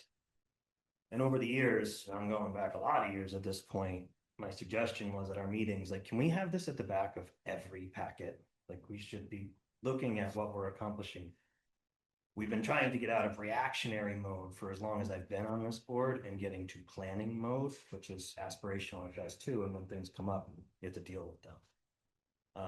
I don't know that I have a particular item on there that I would encourage you to tackle. I'm a big fan of the emergency services building, and like that would free up a lot of places in town where we could have a more vibrant town. So I think that is low hanging fruit, probably very expensive, but low hanging fruit that could benefit the town in so many ways. And I know the emergency services crews would really appreciate it. Yeah. But the unintended consequence of freeing up those parcels right here in town, whether it's EMS by the hospital or the fire station or the police station, is great. That's housing or parking. So that's the one that I grab onto, but I'm certainly not here to direct you. I don't even really have any suggestions. I just encourage all of us to look at this over and over. We've been getting a lot of ask lately to start writing the next one, and maybe it was Mealy, I don't know, or we all did, but I was like, can we pump the brakes? Like, we have to do these things, or put them in the next plan, which is a very valid topic. Right. But those are my only comments. Yep. Thank you, Josh. Yeah, I think there are 11 items on the list that I read, and we've certainly tackled 5 of them rather well, or at least in an ongoing discussion manner.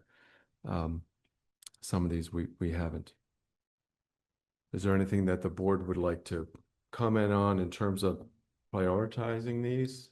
Anything on this list that I read, or other interpretations of this plan that the board would like to see us working on in the near future? Besides those that we're going to continue to work on. I'm sure parking is going to continue. I'm sure, as you said, the public safety building, it's been an ongoing discussion now for the last 3 years. And we're hearing it from those individuals that are working for the town, in particular the police department, EMS. So I would make one other comment. The parking committee did a lot of work, and it was looked at, and it's on a shelf. Yeah, we could address that again, because there was a lot of work and a lot of really good suggestions that just haven't gotten the time. But I'm very sensitive to where time has been spent in the recent past, but that's just another one I push for. Thank you, Josh. I think after that planning commission meeting, when I went back and looked up the town plan on the website and read it, and I went through the implementation plan, and some of it certainly made sense. We've been working on some of it. Some of it was like, what is that about? I had not heard of it, didn't really know reference, nothing to kind of put a hook into, like, what does that mean? And so part of it was like, well, how do you prioritize this? Because of course everything's money, right? And time. So there's no prioritization to this list. And so I kind of went through it to try to figure out, okay, how would we prioritize? And then some of it is clearly aspirational. Some of it's much more, nuts and bolts, we're going to do this. Okay. And so I think I'm struggling with how much is aspirational, how much are we really digging in and we're gonna accomplish this to build on with the next town plan? That's up to you. Well, that's why it's on the agenda. That's why it's on the agenda. The So, only comment I would make about the prioritization is I think that was addressed in time limits. We obviously, there's a time assigned to each one of those tasks. And the ones that should be done in 1 year, we're like, we need to get on this. I mean, some of them are dated out to 2031, 7 years, 8 years. So there's a default prioritization there, I think. Tyler? And, I think one bit of advice, and this is something that I think we're also discussing at the planning commission levels, is looking at these to see, okay, does this fit into our wheelhouse? Or is the select board the right vehicle, even though it's assigned to you? Or is there somebody else or another group that may be better suited towards dealing with that? Right, because generally speaking, like in planning, we're dealing with stuff more broad strokes, 30,000 foot level, right? Not necessarily like a specific project per se, if that makes sense, like redevelopment of a particular parcel or that we want to make sure we have rules in place that allow those things to be developed. But we're not necessarily picking like an outcome for a specific project. I also have to be careful of that as being both a zoning administrator and planner, between treading that line between being a cheerleader and then being umpire, right? So broad strokes, yes, if somebody has a particular type of project they want to see, I can have conversations, the planning commission can have conversations about making sure we have rules that can allow that. But in terms of a particular outcome for a particular project, it's difficult for planning, both myself, to kind of cheerlead in a particular outcome that I then have to turn around and regulate. And I try and move. So that, just bear that in mind. It's one of the things that we've been thinking about, but I would maybe encourage you to look at this and be like, are these things that we feel really are in our bucket? Or maybe there's another bucket like MAC or some other group that might be a better fit for a particular outcome. Yeah. Thank you, Tyler. Mr. Chair, Yes. I believe we have Tasha with the Lamoille County Planning Commission. We do. Yep. Tasha I and think Seth? who's been instrumental with town plans and That's what I'm going to do. Should, thank you. And I believe you guys just invited us here to talk a little bit about implementation plans and what they are and what they aren't, and under statute. So, and Seth is here who knows a lot about a lot of this stuff. So I'm just gonna give a broad brush overview and he's gonna talk about some of the history. So, your town plan, that's a vision. That's an aspirational document. Your town attorney was pretty clear, you don't get a lot of good results by putting regulatory language in your town plan, and that's really for your bylaws. So the statute says, you should do a town plan and you may implement it. And then it talks about you can implement it with zoning, with a capital plan and other things, but you may implement. So there's a statutory structure for then implementing the zoning and having a quasi-judicial process.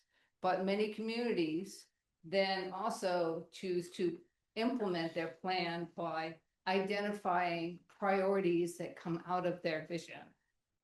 But that list that's in your town plan, it's really, as you said, something to have in the back of your mind and think about which of these things are we going to do and which are we going to prioritize. It doesn't mean you have to do any of them, but it's giving you a menu to think about as a community, because things always evolve. You find out you can't afford some of them, situations change, but it's a way to think about these things. And Seth, you want to talk about how towns have used these lists?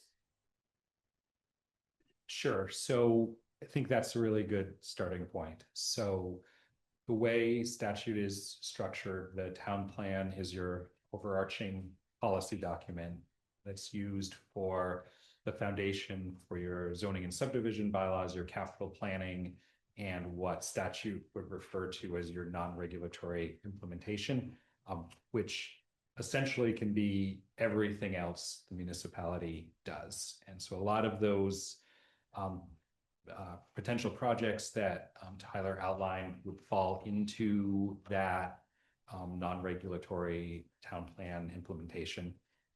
And I want to preface, I'm fully aware that there is a second municipality, the village, which shares your plan that also has a list of implementation items. And as you do these, it's important to coordinate with them. But I am going to talk about town implementation because, you know, we've been invited to talk to this select board tonight.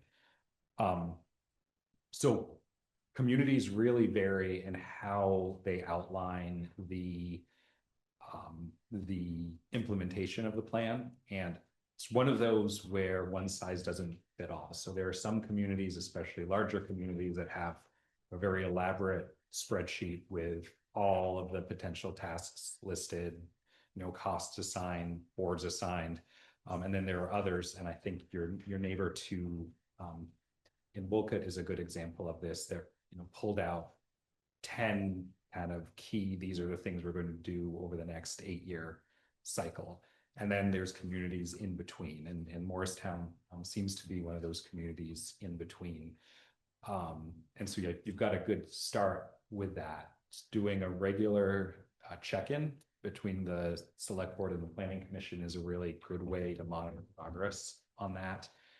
And what might be a good next step on some of those bigger tasks that are outlined, because some of them, as you noted, are quite aspirational and very big things, is thinking about, you know, what might be the next, you know, first steps for some of those, and where are there partners or funding sources or tools that you could use to do those kind of first next steps. We can't tell you what the priorities should be, but we are available once you've kind of done some prioritization and thinking about what next steps you might want to take, to work with Tyler and Brent and Adele. Yes, Adele, who finds money to, you know, help move some of those forward. And then, yes. And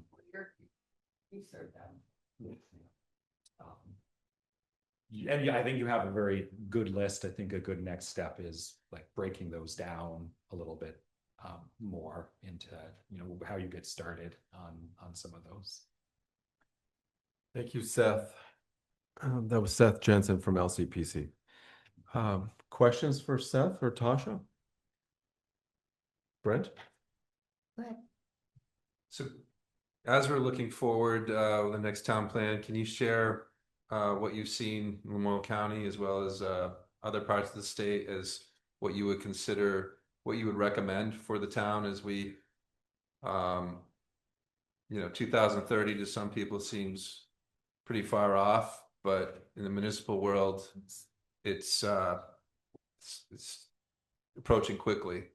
Can you talk about what the state expects and some recommendations or best practices based upon what you see in Lamoille County as well as the state?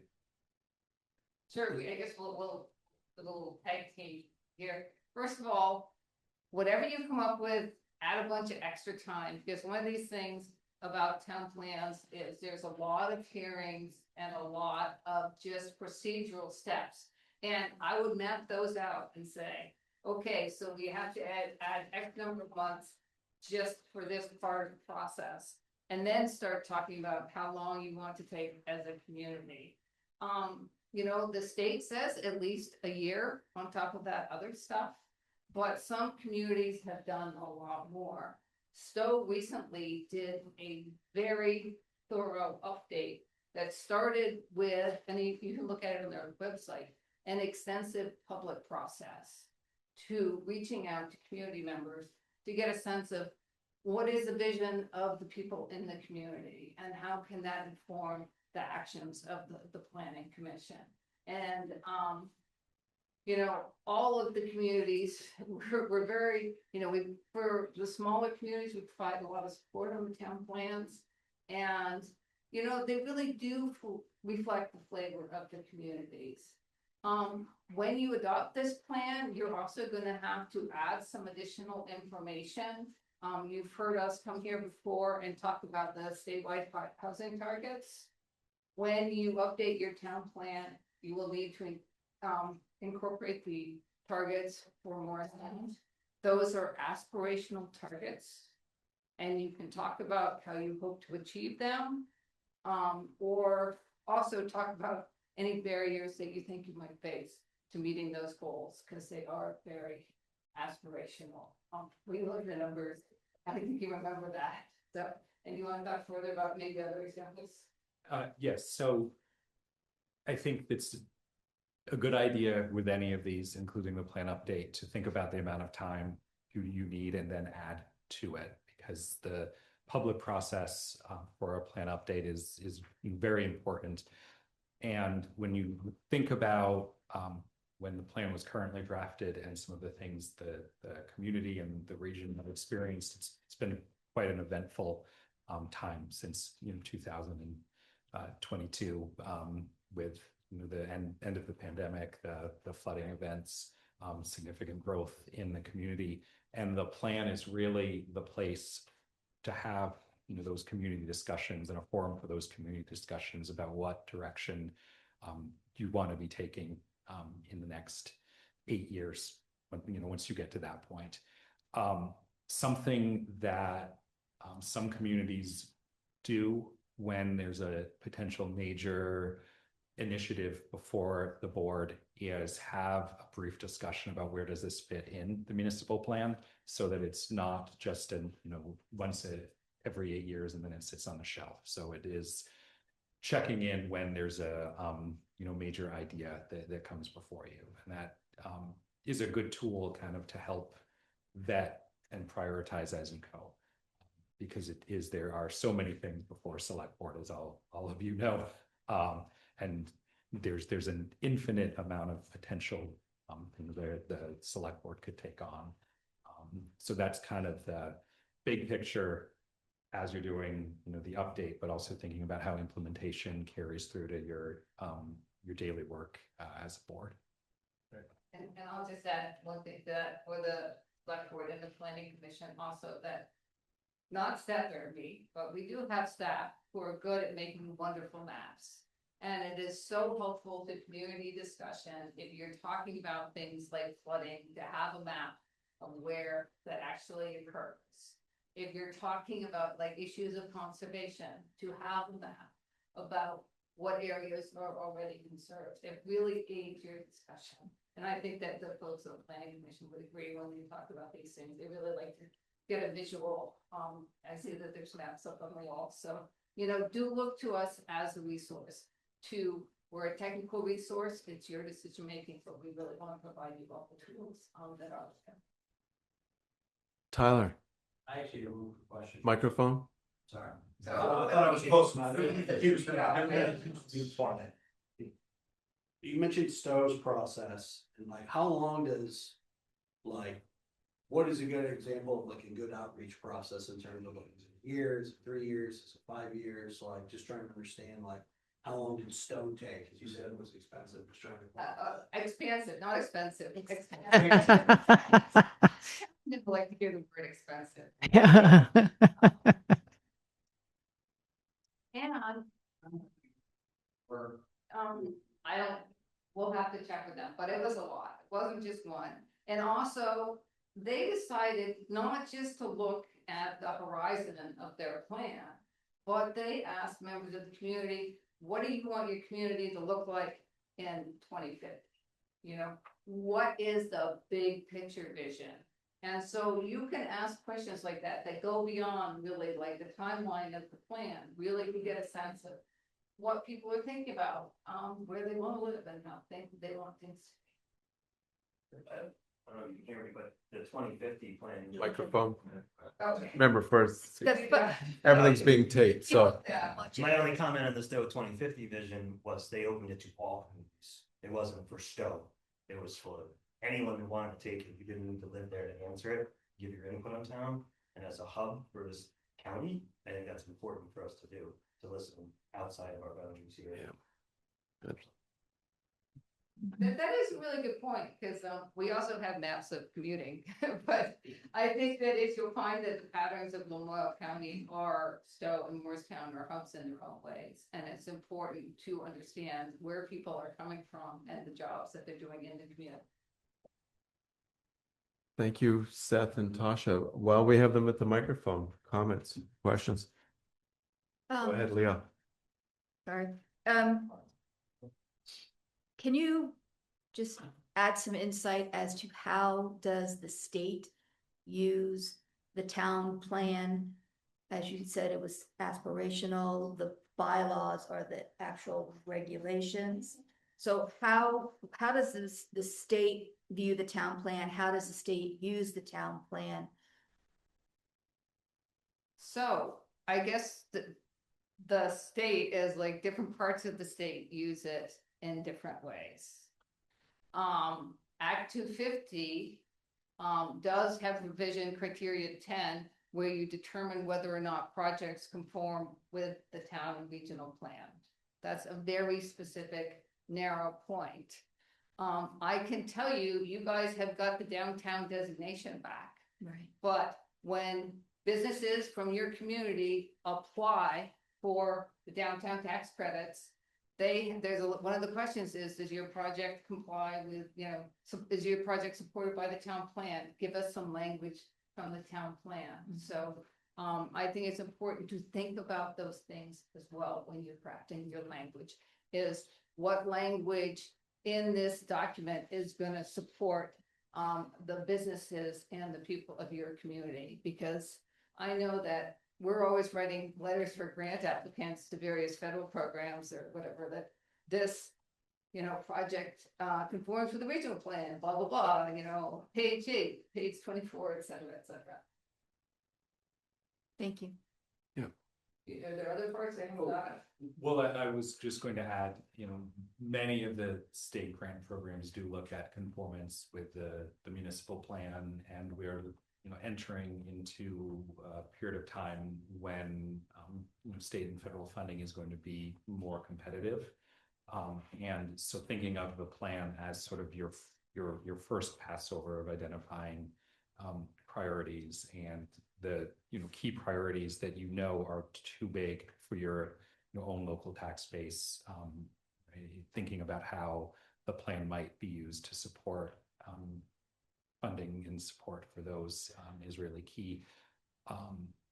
Some of the projects that were noted in that list, were transportation related, and there is a degree to which, when discussing improvements with VTrans, plan tie-ins can be helpful. For example, I'm going to mention the water and sewer, even though that is your village partner, because it is very important to economic development. Again, many of the funding sources for upgrades to those kinds of infrastructure will need to be competitive, clear support in the municipal plan. And then I think the only last thing that I only just thought about now, but there is a larger region, and actually Brent is on the board of the Northern Vermont Economic Development District, which is really an entity for leveraging federal funds into our region. But that organization has a document called the Comprehensive Economic Development Strategy. We incorporated some of the language from that census called into our regional plan, so that we could actually cite language in our regional plan that this federal funding entity would recognize. So we'd be happy to assist you in making sure some of those other source documents, that you've got some stuff there that would be helpful to you. Because I think we're in a state now where we're all using the language as best we can to leverage funding. I think that's it. Thank you. That was very helpful. Yeah, thank you very much. So I would say, Thanks. for us as a board, we've had a good conversation about this implementation plan. Certainly, if nothing else, a good reminder of what's in there. And maybe just to ask the board to think about priorities for a future meeting, and get back to myself or get back to Brent about potential agenda items and what we might want to be talking about. I know some of these we're going to be talking about again, but maybe not all. So I think that's a good idea. okay, so I'm going to move on. That ends the joint meeting with the Planning Commission. You guys are welcome to stay and hang out. What else are you gonna do on a Monday night? Good We're night. gonna move on to, Thank you again. Thank you. I'm gonna move on to number 2, the MAC grant agreement and attestation. So we have a document in our packet that you've had a chance to read, and I would entertain a motion. I'll move to approve the MAC grant agreement and authorize select board to sign the municipal letter of attestation for the Downtown Vibrancy Fund, acknowledging the $25,000 in state funding. I have a motion. Do I have a second? A second. I have a motion by Richard, a second by Leah. Thank you. Discussion. I have a question. Is there anybody here from MAC that can speak to it? If not, the question is, there's a clause at the bottom of the first paragraph that says agrees this funding will supplement, not supplant. If this is pushed, how is MAC going to prove that they're supplementing, not supplanting? Now, I support this idea, but supplant, Don knows in education, supplement, supplant them. Biggies. You don't screw around with that or you lose grants quickly. I just want to make sure that they have a way, but we're signing to document that if necessary. If I could comment. Right? Yeah. I think a portion of that, George, you're always astute about these things, is the last paragraph. And really why they're asking the select board to sign is because the state's municipality acknowledges that DHCD will review the municipality's allocation for the downtown organization annually and may take any change in the allocation to future downtown vibrancy fund program awards. So what the Department of Housing DHCD is looking for is not only that MAC be looking at this continuously so it doesn't supplant, but that the select board be looking at it because our downtown designation relies on this organization for maintaining it and keeping it vibrant. And part of our application to regain our downtown designation, one thing that they questioned was the amount that we were providing to MAC. And their comment was it's minimal. So I had to create verbiage, and I had conversations with select board members letting them know this, that the state is questioning whether it's an acceptable amount. They were basically stating that it's very minimal. And I put in there that LOT was being considered. Should LOT be passed, the select board would consider in the future, if needed, potential increases. So this is essential on an annual basis that the select board take time to consider and confer with MAC about what is needed for MAC to continue their function in this partnership. Thank you. Appreciate it. And when you say minimal, I assume it's well less than 25,000. Oh yeah, I don't know what the top of my head. Yeah, 5, 7,000, yeah. $7,000 is what we're currently paying annually, and they thought that was very minimal. It's not saying 25,000, but yeah. So they're clearly looking for us to up that. Well, they're looking at they're asking the select board by signing this appendix 2 that on an annual basis to confer with MAC to consider what the annual allocation is. You'll ask MAC, what are you doing to fund your organization? And they'll ask the select board to also consider if the town taxpayers are funding it at a acceptable amount. Adele. Adele Taplin, Economic and Community Development Director for the town. One of the things that MAC is hoping to do is expand the amount of work that they're able to do by hiring at least a part-time staff person to support and really bring it all together. So part of that money would come from that grant from the state, but also whatever the town helps out with. and they're taking on more and more responsibility. Yeah, thank you for that reminder. That has been part of the discussion since the beginning. Yeah, thank you. Any other discussion from the board? Okay. We have a motion before us then. All those in favor of the motion as presented, please say aye. Aye. That would be unanimous. Thank you. Consideration for the discontinuance proceedings under 19 VSA Chapter 7 for Ledge Road, Davison Road, Leper Road, and Cloverdale Road. And it's my understanding that's the proposal is for September 21st that we would visit Ledge Road and Davison Road, and October 5th we would go to Leper and Cloverdale. I'll make a motion to continue to commence discontinuance proceedings for Ledge Road, Town Highway 26, Davidson Road, Town Highway 79, Leper Road, Town Highway 17, and Cloverdale Road, Town Highway 73 pursuant to 19 VSA Section 708 Alpha. Site visits and public hearings for these proceedings are scheduled as follows. Ledge Road and Davidson Road on September 21. Site visits will begin at 4:00 p.m. at Ledge Road and 4:30 at Davidson Road. Public hearings will then be held at the town offices at 5:30 p.m. and 5:45 p.m. or immediately following the close of Ledge Road hearing, whichever comes first. Cloverdale and Leper Road will be October 5th. Site visit will begin at 4:00 p.m. Cloverdale Road and 4:30 p.m. for Leper Road. Public hearing will be held at the town office at 5:30 p.m. for Cloverdale Road and 5:45 p.m. for Leper Road, or immediately following the close of the Cloverdale Road hearing, whichever comes first. Thank you, Richard. Do I have a second? Second. So I have a motion by Richard and a second by Rose. This is a continuation of our discussions on the discontinuances of roads around town.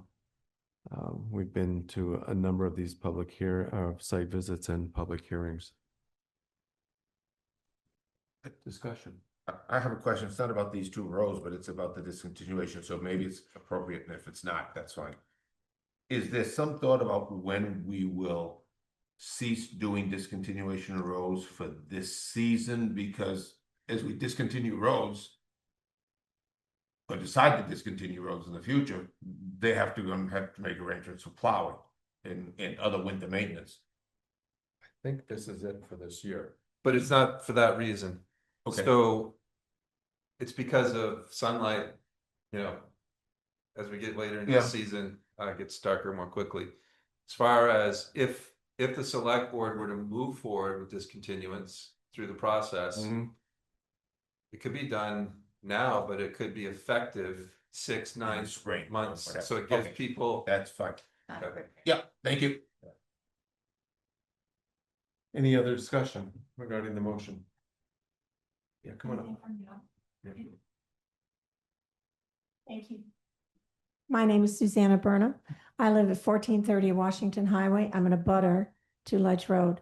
I received a call at 4:45 today from Elizabeth Emerson, who lives at the end of Ledge Road, asking, is there going to be a letter sent to those people that are abutters informing us about the discontinuation and how we are to then proceed? There are letters sent out. Are they sent out I guess it's the definition of abutters, but if they're on the road, then Yeah, they will would- get letters. That will affect those three families, the Burbanks, the Emersons, and the Burnhams. Yeah, so through this motion, we will notify David Rue and his team that we're, is just on the Zoom, and they will do deed searches, and they will send notifications out to all property owners on the road. They'll also send notifications out to any sort of mortgage holder, et cetera. So this will mean that you are discontinuing. No. Oh, that's okay. This is just. You'll be having a hearing. We'll have a site visit for Ledge Road. Ledge Road was The 21st. The 21st. So we'll have a site visit on the 21st, and then that at 4:00, and then at 5:30 there will be a public hearing. Okay, that was Fine. Yeah. Thank you very much. That's the And then information that we needed. even at that point, the decision there isn't necessarily a decision. So just gathering input. All right, I'll let Elizabeth know that. Thank you very much. And at Thank the you. site visit, the public is welcome to come to the site visit as well to offer in here and the hearing. Okay, thank you. And that information will be in the letter then that we'll get. Yes. Thank you.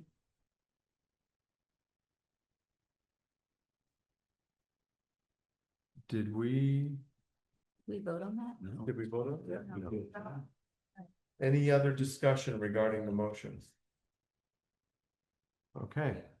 All those in favor of the motion as presented, please say aye. Aye. Thank you very much. Number 4, consideration for a policy for temporary nonprofit window displays on municipal property. So we have in our packet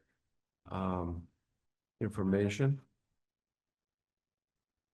No, I don't think there was anything in our packet. I got those That's correct. It was a memo dated. I might have had some coffee, so you can have. Yeah, there's a memo dated July 20th. You're correct. Yeah. So the board has had a chance to read the memo. I would open this up for discussion. Does the board have any thoughts on this? I think it's a good idea to have, see. I think it's an excellent idea to have a policy, yes.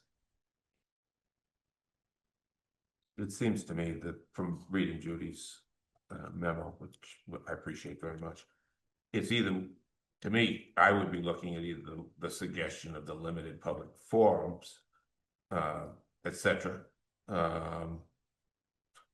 Clearly, we can't be discriminating on any of these. Or, and I don't particularly support this one, that the town simply use the window in the front for the discussion for our own purposes and not any public purposes. I don't like that one, but I'm just saying that to me are the two rational decision points. The others avoid some potential discrimination and gets us into more questions than answers around, is this one okay, is this one not okay? And therefore, I think we should be looking at the limited public forum version, provided the limits are reasonable and kind of point neutral and we can't discriminate. So that would be my suggestion. So where I would lean towards, I agree with Leah that a policy and you that a policy is appropriate in this circumstance. Because we did get some pushback on a topic and it'd be nice to have a policy to be able to respond to that pushback about a display. I would entertain a motion then. I'll move to direct administration to develop a policy for temporary nonprofit window displays on municipal property. I have a motion. Thank you, Richard. Do I have a second? So motion by Richard, second by George. Further discussion. Okay. Hearing none. All those in favor of the motion as presented, please say aye. Aye. That would be Rose. Yeah. That's unanimous. Okay, Morristown Trails Committee structure. So we do have in our packet a document that Adele has been working on, and I've attended a couple of these meetings. There's been a lot of people involved in this, and we do have a suggested document. Adele, would you like to present? Sure. First, I want to thank the Conservation Commission for their help on this. We met several times and a lot of the details have been hammered out and worked out. And I think we came up with a solution for a trail committee whose purpose is as an advisory and coordinating body to the select board would work collaboratively with the recreation committee when we have one, conservation committee, community and trail organizers and town staff, support development of connected sustainability trail system that enhances the quality of life, promotes environmental stewardship, and strengthens the local economy through outdoor recreation. We structured the up to 11 volunteer members into the board. They would be appointed by the select board. The categories that we listed. We don't know that we'll capture all of them. And there may be some that a person who wants to be on the committee and is approved might cover a couple of the categories, but we just felt that it was a strong overall look of who's using our trails in the area. Let's see. We researched other municipalities and looked at their structures. The Conservation Commission also provided some of their research of the same thing to determine the structure. It's understood that this structure will develop over time as the committee sees appropriate, and the committee will prioritize the areas to focus on and use their resources. The organization and governance would be similar to a pretty standard committee. And then the rules and responsibilities of the committee, although there's a lot listed, we don't expect it to happen overnight. It's a work in progress, but long and short-term planning, identifying and setting priorities, funding and sustainability, coordinating project work groups, maintaining oversight of identified priorities, developing policies and standards, and communication. And then it's also important that the Conservation Commission will remain an important part of this group and have a person represented on the board. But their overall, they retain their existing authority and responsibilities, and nothing has changed in that with the bill. Great, thank you, Adele. Comments? Questions? This is fantastic. We talked about this, something similar to this a couple months ago, and this is exactly kind of what I thought we should work toward. Thank you. The Conservation Commission. Great. I agree. I think it looks great. I like how you've outlined it and all makes sense. The only question I have, I'm sure you have thought this through, is the trail committee and subcommittees regarding fundraising. And in my head, I know we have MAC fundraising, we have the town seeking sponsorships, and now a trail committee seeking funding. So I'm hoping there's a coordination of that all together rather than having 3 different Yeah, it lines is out. kind of confusing. I don't think that we've worked out the details on that. I think some of the discussion around that was like trail, like sponsoring a trail. Sure. So it's a different structure than event sponsorship. Correct. Or you know, sponsoring different projects like MAC does. Correct. So that's the kind of the sponsorship that I know they were talking about initially. Yeah. Yeah, just sensitive to how often we're asking businesses. So yeah, but I know you're on top of that. And it's interesting too, like out of that conversation, there's businesses that are more Yeah, supportive of more that, supportive of that right? versus Right? yeah, And exactly. Yeah. Then they might be a Exactly. beautification project or something like that. Yeah, hence the coordination, right, exactly. Have a trail named after you. Don, if I may? Yeah, go ahead. I just want to publicly thank not only the Conservation Commission, but especially Hillary Warner, who's here tonight. She provided so much insight into what other communities in the state and the county are doing, and was just so helpful. And she's been, along with other conservation members, you know, involved in this process for, I don't know, it's been a couple of months at least. But she provided initial research and information that was just so helpful. So I want to publicly thank you. Thank you. I would entertain a motion. I'll move to establish the Morristown Trails Committee as an advisory and coordinating body to the Select Board, with no fewer than 5 and not more than 11 volunteer members appointed by the Select Board, serving staggered 1, 2, and 3-year terms, and with membership and liaison roles as outlined in the Trails Committee structure memo. Thank you, Richard. I have a motion. Do I have a second? Second. Motion by Richard, second by Leah. Discussion? Okay, all those in favor of the motion as presented, please say aye. Aye. Be unanimous. And Adele, I think you're still up here. Thank you, by the way, for sticking around. It's getting late. Morristown Trail Inventory Assessment and Connectivity Planning Project, a consultant selection. Go ahead, Adele. So a little bit about this project. This is, we were awarded the Vermont Recreational Trails Program Planning Grant to complete a trail inventory and assessment and connectivity planning project. The project will inventory and assess approximately 20 miles of locally managed natural surface trails, identifying opportunities to improve connectivity to the Lamoille Valley Rail Trail and other local destinations, and develop recommendations and priorities to guide the future trail improvements. The project also includes volunteer training and community engagement and preparation of the trail inventory and assessment and connectivity plan. We sent out RFPs. We had 3 organizations return them: Sinuosity, CRO Planning and Design, and Resilience Planning and Design.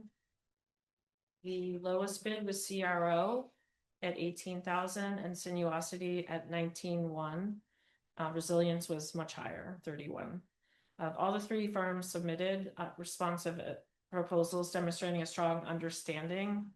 Even though CRO was the lowest bidder, we feel that Sinuosity, based on its local knowledge and familiarity with Morristown's trail network and community partners, and extensive experience in trail planning and design, construction, and volunteer-based stewardship, would be the best for this project. Significant long-term value will be added because of their training the community member volunteers to use standardized digital data collection software and assessment methods. This approach will build local capacity and provide volunteers with the knowledge to reduce in the future having to use consultants in all circumstances.